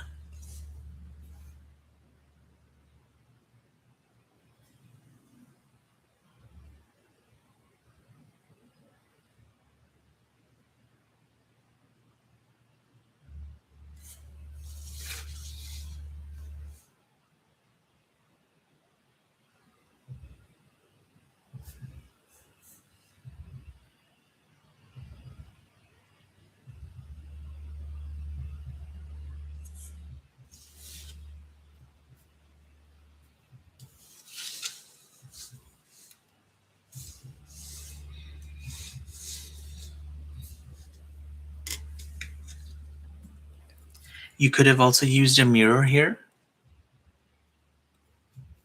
but I'm just avoiding using any mirrors today just in case. I want to make sure that we all have the same things, because you may not have the mirror that I have. That's this one to here.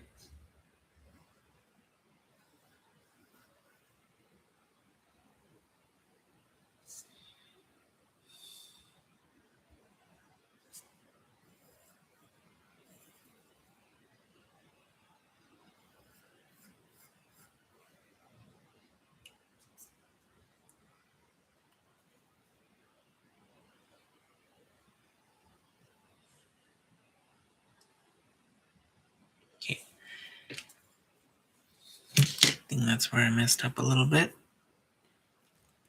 So I'm just gonna take my paint off.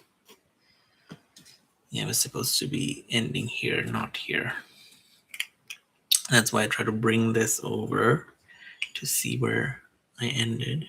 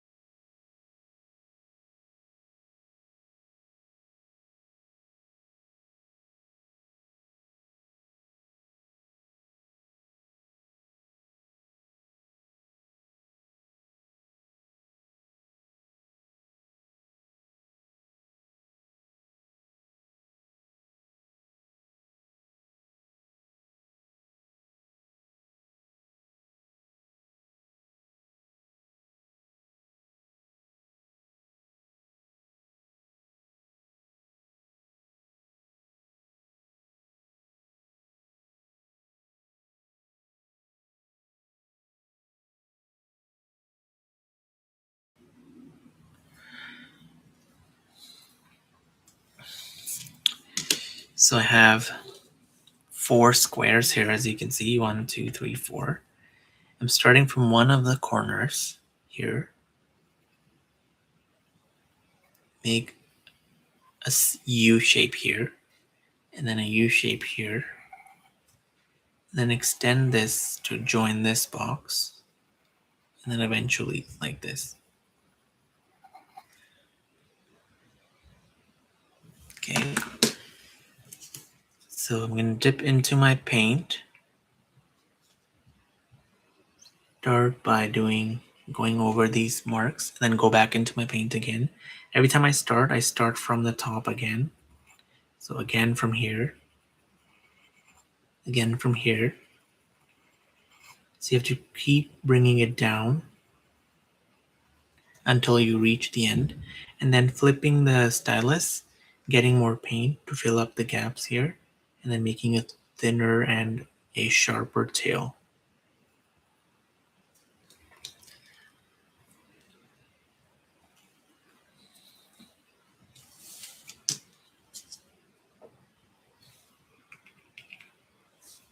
Same thing again.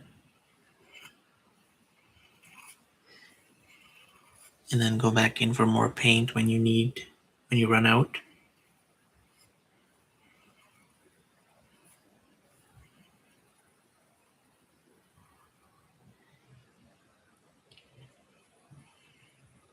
Perfect. And then keep doing the same thing for all of these.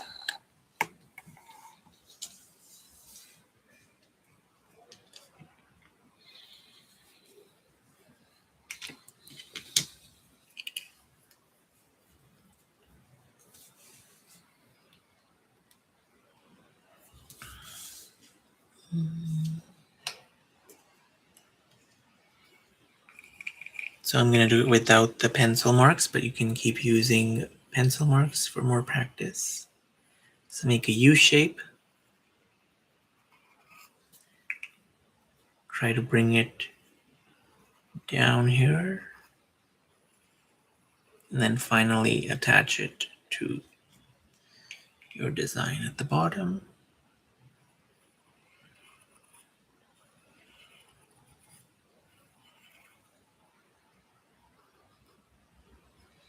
I don't know if I mentioned this is gold paint that I'm using. Okay.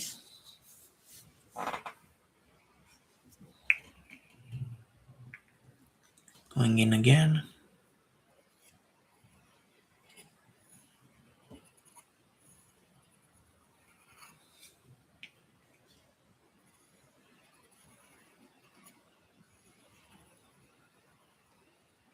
So I'm always starting from here and then going down, just so I have that finish that I want.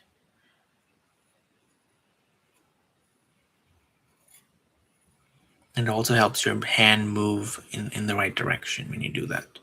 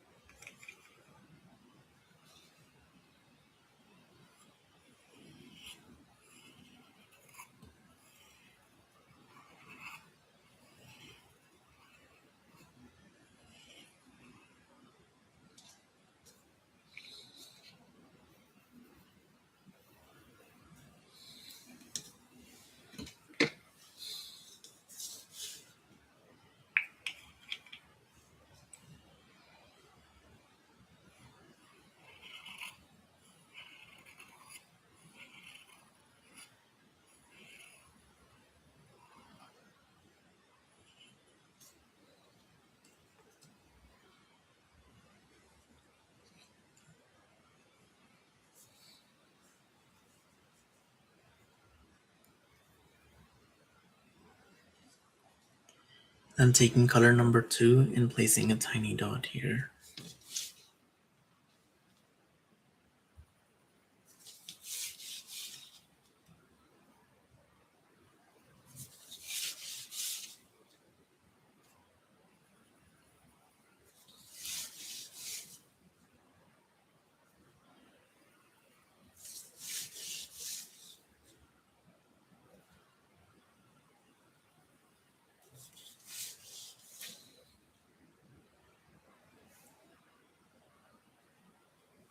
like this.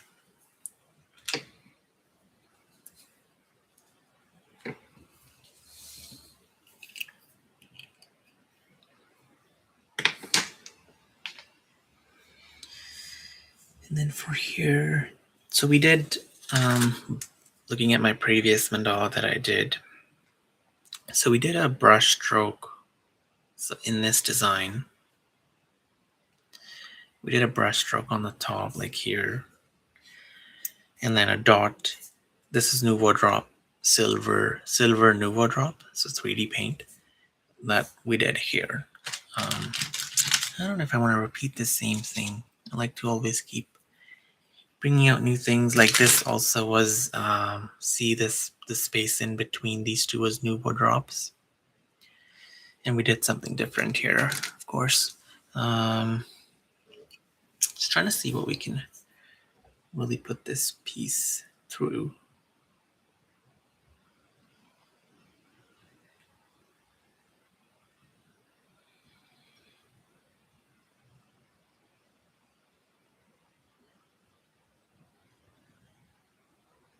Can we do dots here maybe? I don't know.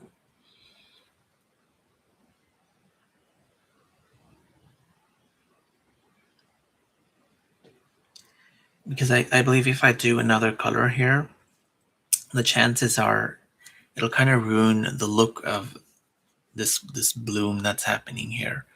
So what I use here has to matter. So it has to be a metallic paint that it goes here. So if I use a green, one of these two here, again, it's gonna ruin, it's gonna break the pattern. And same thing with this, because they're all really close to this part here. So sometimes you have to kind of make shifts on what to do where.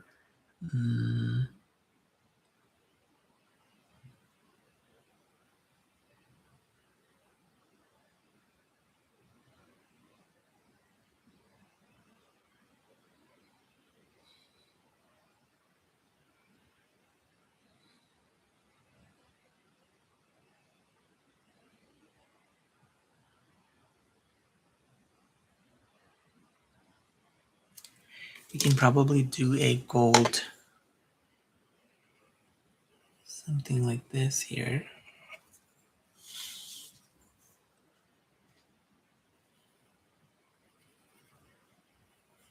So just using these three boxes and not really touching this stroke or this stroke. If you look at it. So I have 1, 2, 3 boxes. So I'm kind of making an S on both sides. You just kind of have to make sure that you mirror the S. So if this is starting like this, that has to start like that. So just making an S there. Let's see if we can do that here. So starting thicker, and then you can, again, same technique. And then on the other side,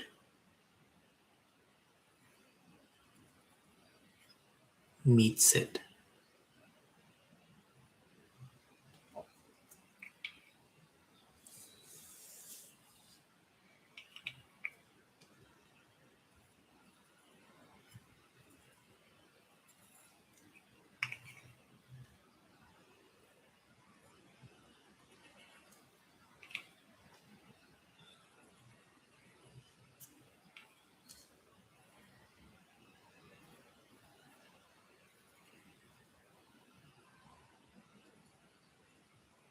So your ends are basically thicker than the brushstroke. Tiny dot here, tiny dot here.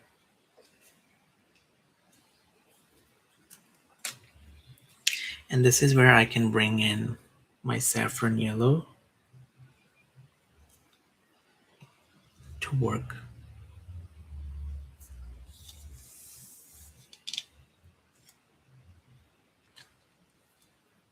And my color number 1 on this side.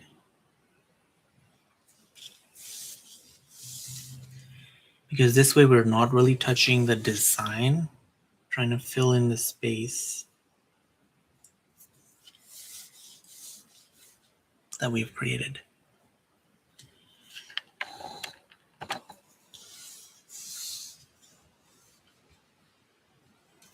And then here, I believe you could still do a dot on this, but you can always just leave it like that. Sometimes black space also helps the mandala stand out. But let's see, if you had to, you would do, kind of hard to decide here.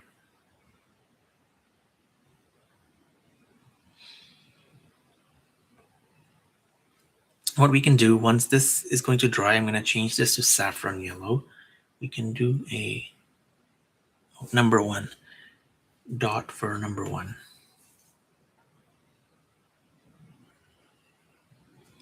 And on top of this dot, I'm going to add some gold when it dries.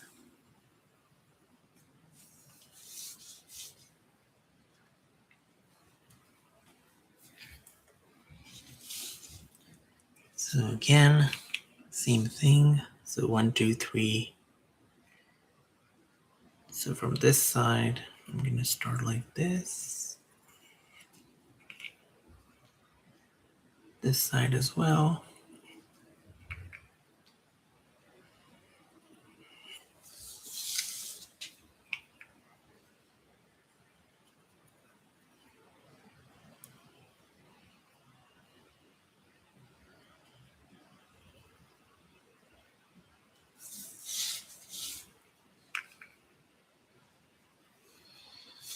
Okay, just making sure I'm mirroring the pattern.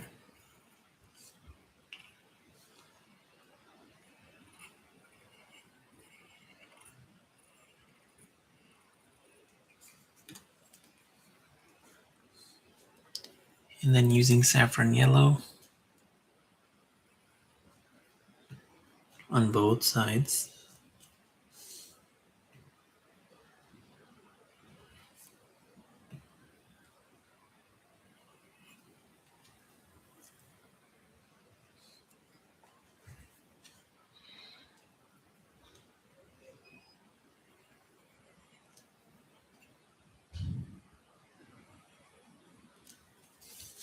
And then number 1 color dot.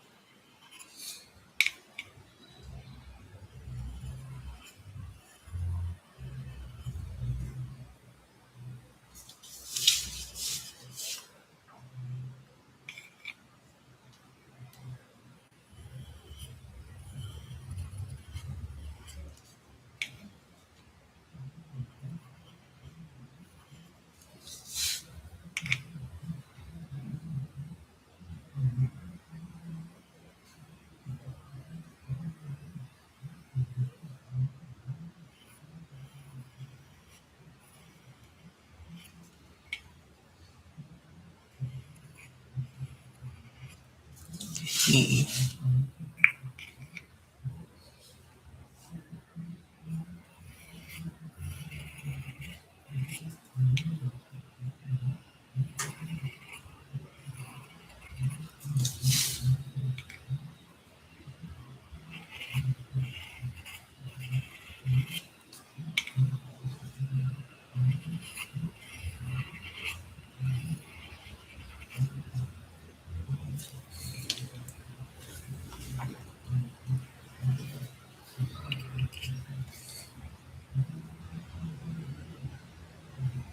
Thank you very much. Yeah. After this, what I'm really gonna do is just paint the last part. I'll show you one segment on how to do it, and then the rest everyone can just paint.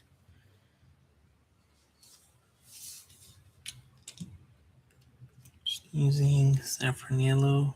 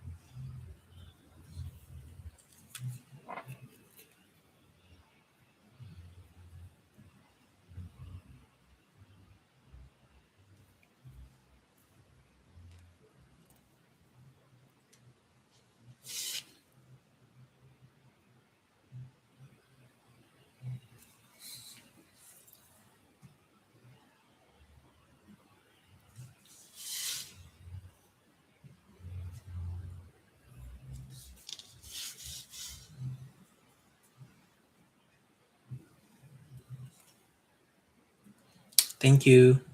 So this is still recording and it'll be available quickly.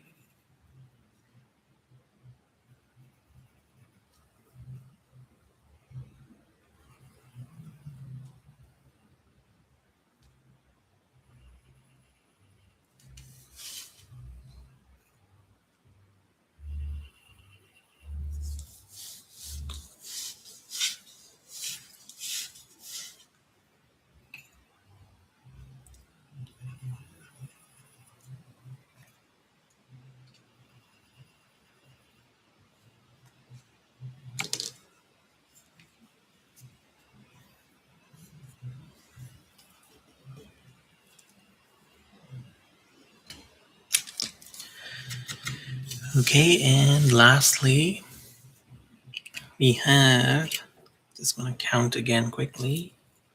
1, 2, 3, 4, 5, 6, 7, 8, 9, 10, 11, 12, 13.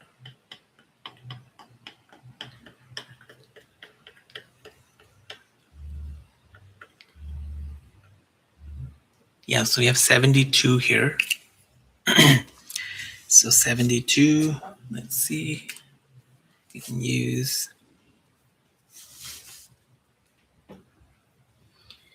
let's see.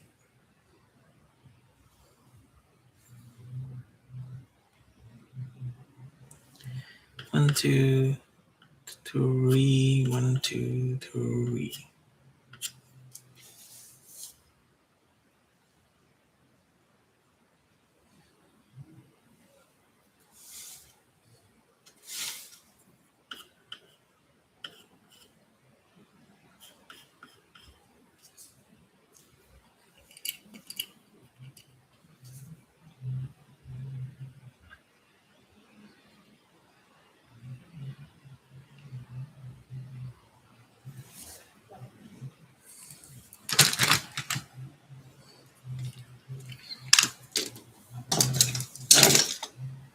Okay, so I'm just going to use 8 segments for my last design.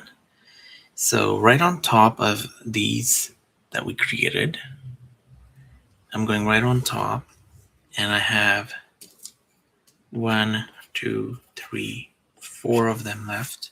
And then like this, I have 8. So we're going to end our design here and here. And this is our center.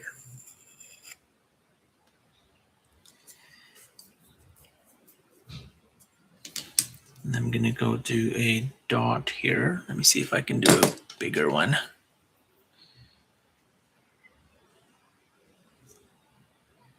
I guess this is fine. So right on this intersection of 2 and 3, I'm going in with number 6.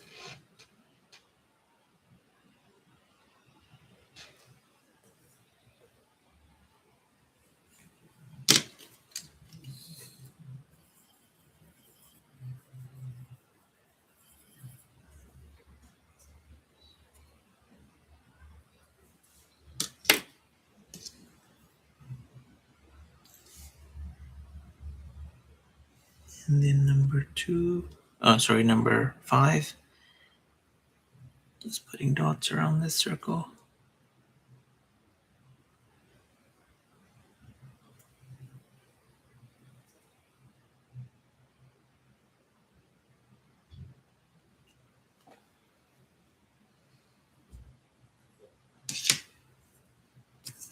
Same brush again.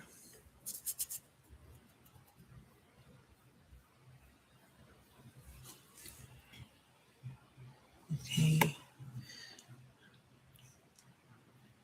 Going in with number 4, color.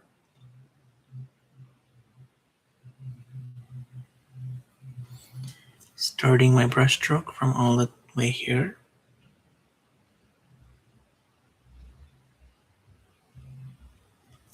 And then meeting down right where the circle ends.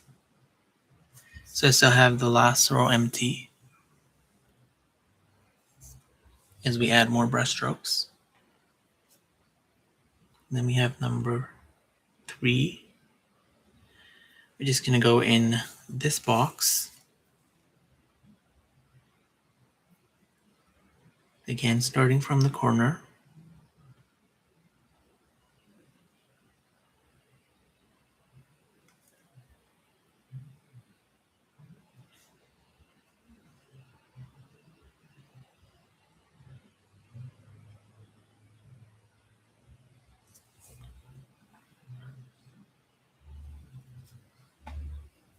And then color number 2.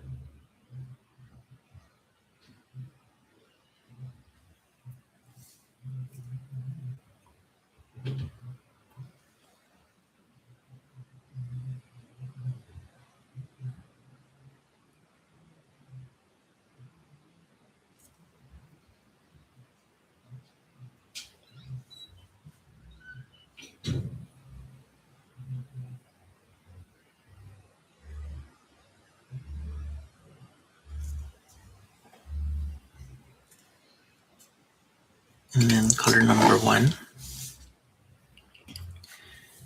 So what we're going to do with color number 1 is, instead of starting it from here, we're going to do a stroke starting here and then covering it down here.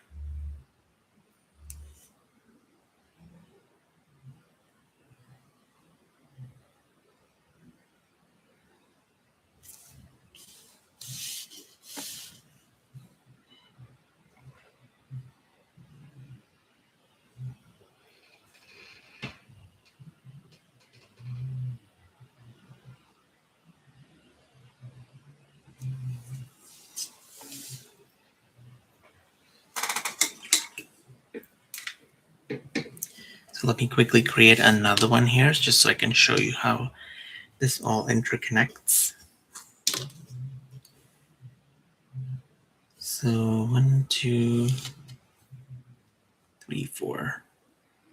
So it's going to go right here.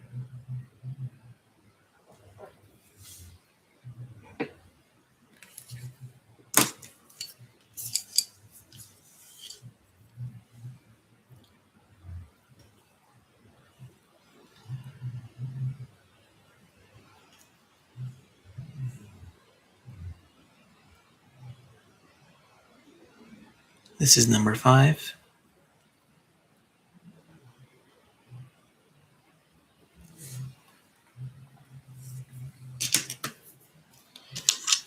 And then going in number 4.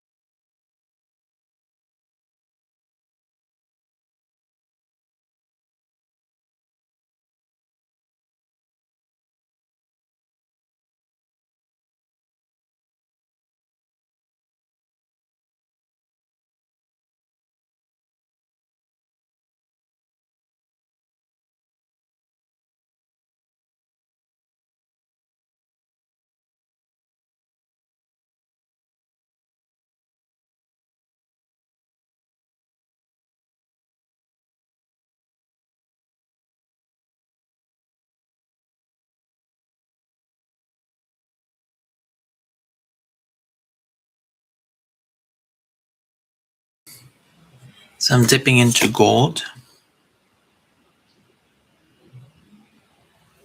and then doing a tiny brush stroke here.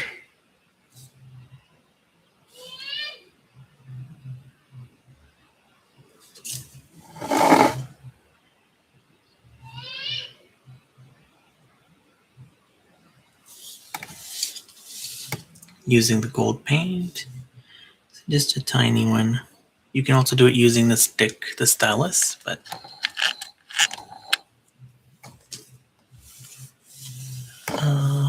here is the camera.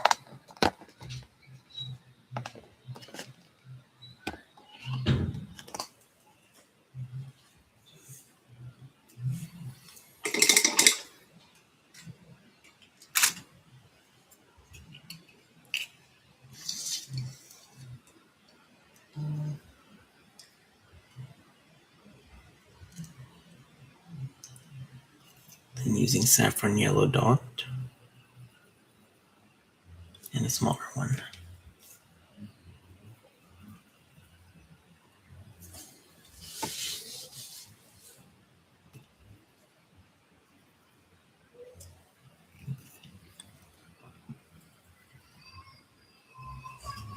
Like this.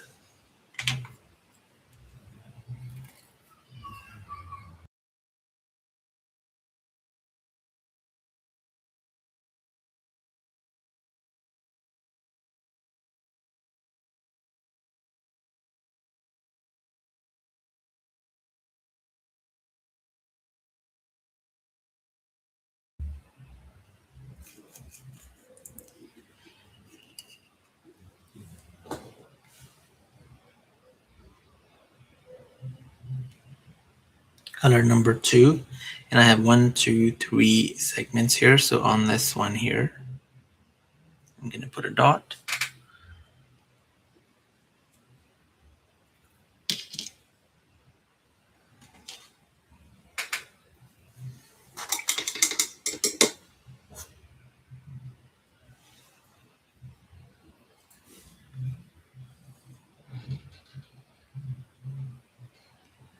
And I'm going to go in with my saffron yellow color.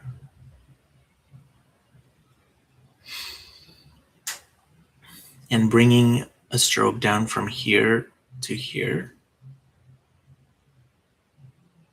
I mean, I could technically do the opposite. Yeah. Let's start from here, actually. So this part, starting from the corner,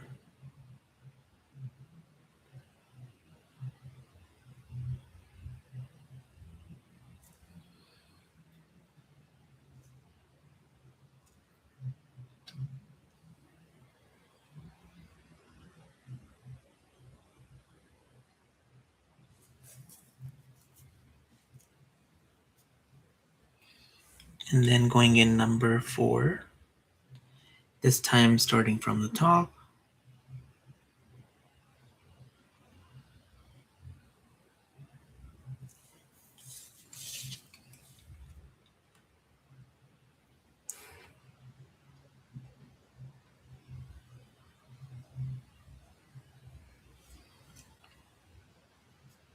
Number 5.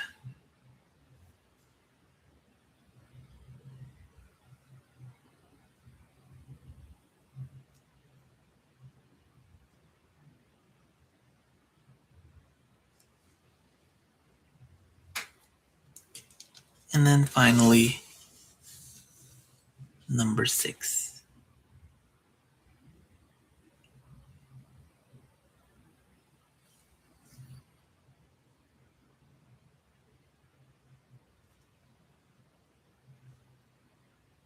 See, this brush stroke is going to be smaller and you end it right here. Like this. And that's how you're going to build the rest of the mandala. Using the same pattern over and over. And once everyone's done, I'm excited to see everyone's pieces. I'm going to continue working on it offline and show you the final look in our group chat. Hopefully everyone enjoyed the session. And thank you for staying, whoever's still staying. But I will see you next week with another great session that we're going to be doing. Until then, have a great week and have a great weekend as well. Thank you.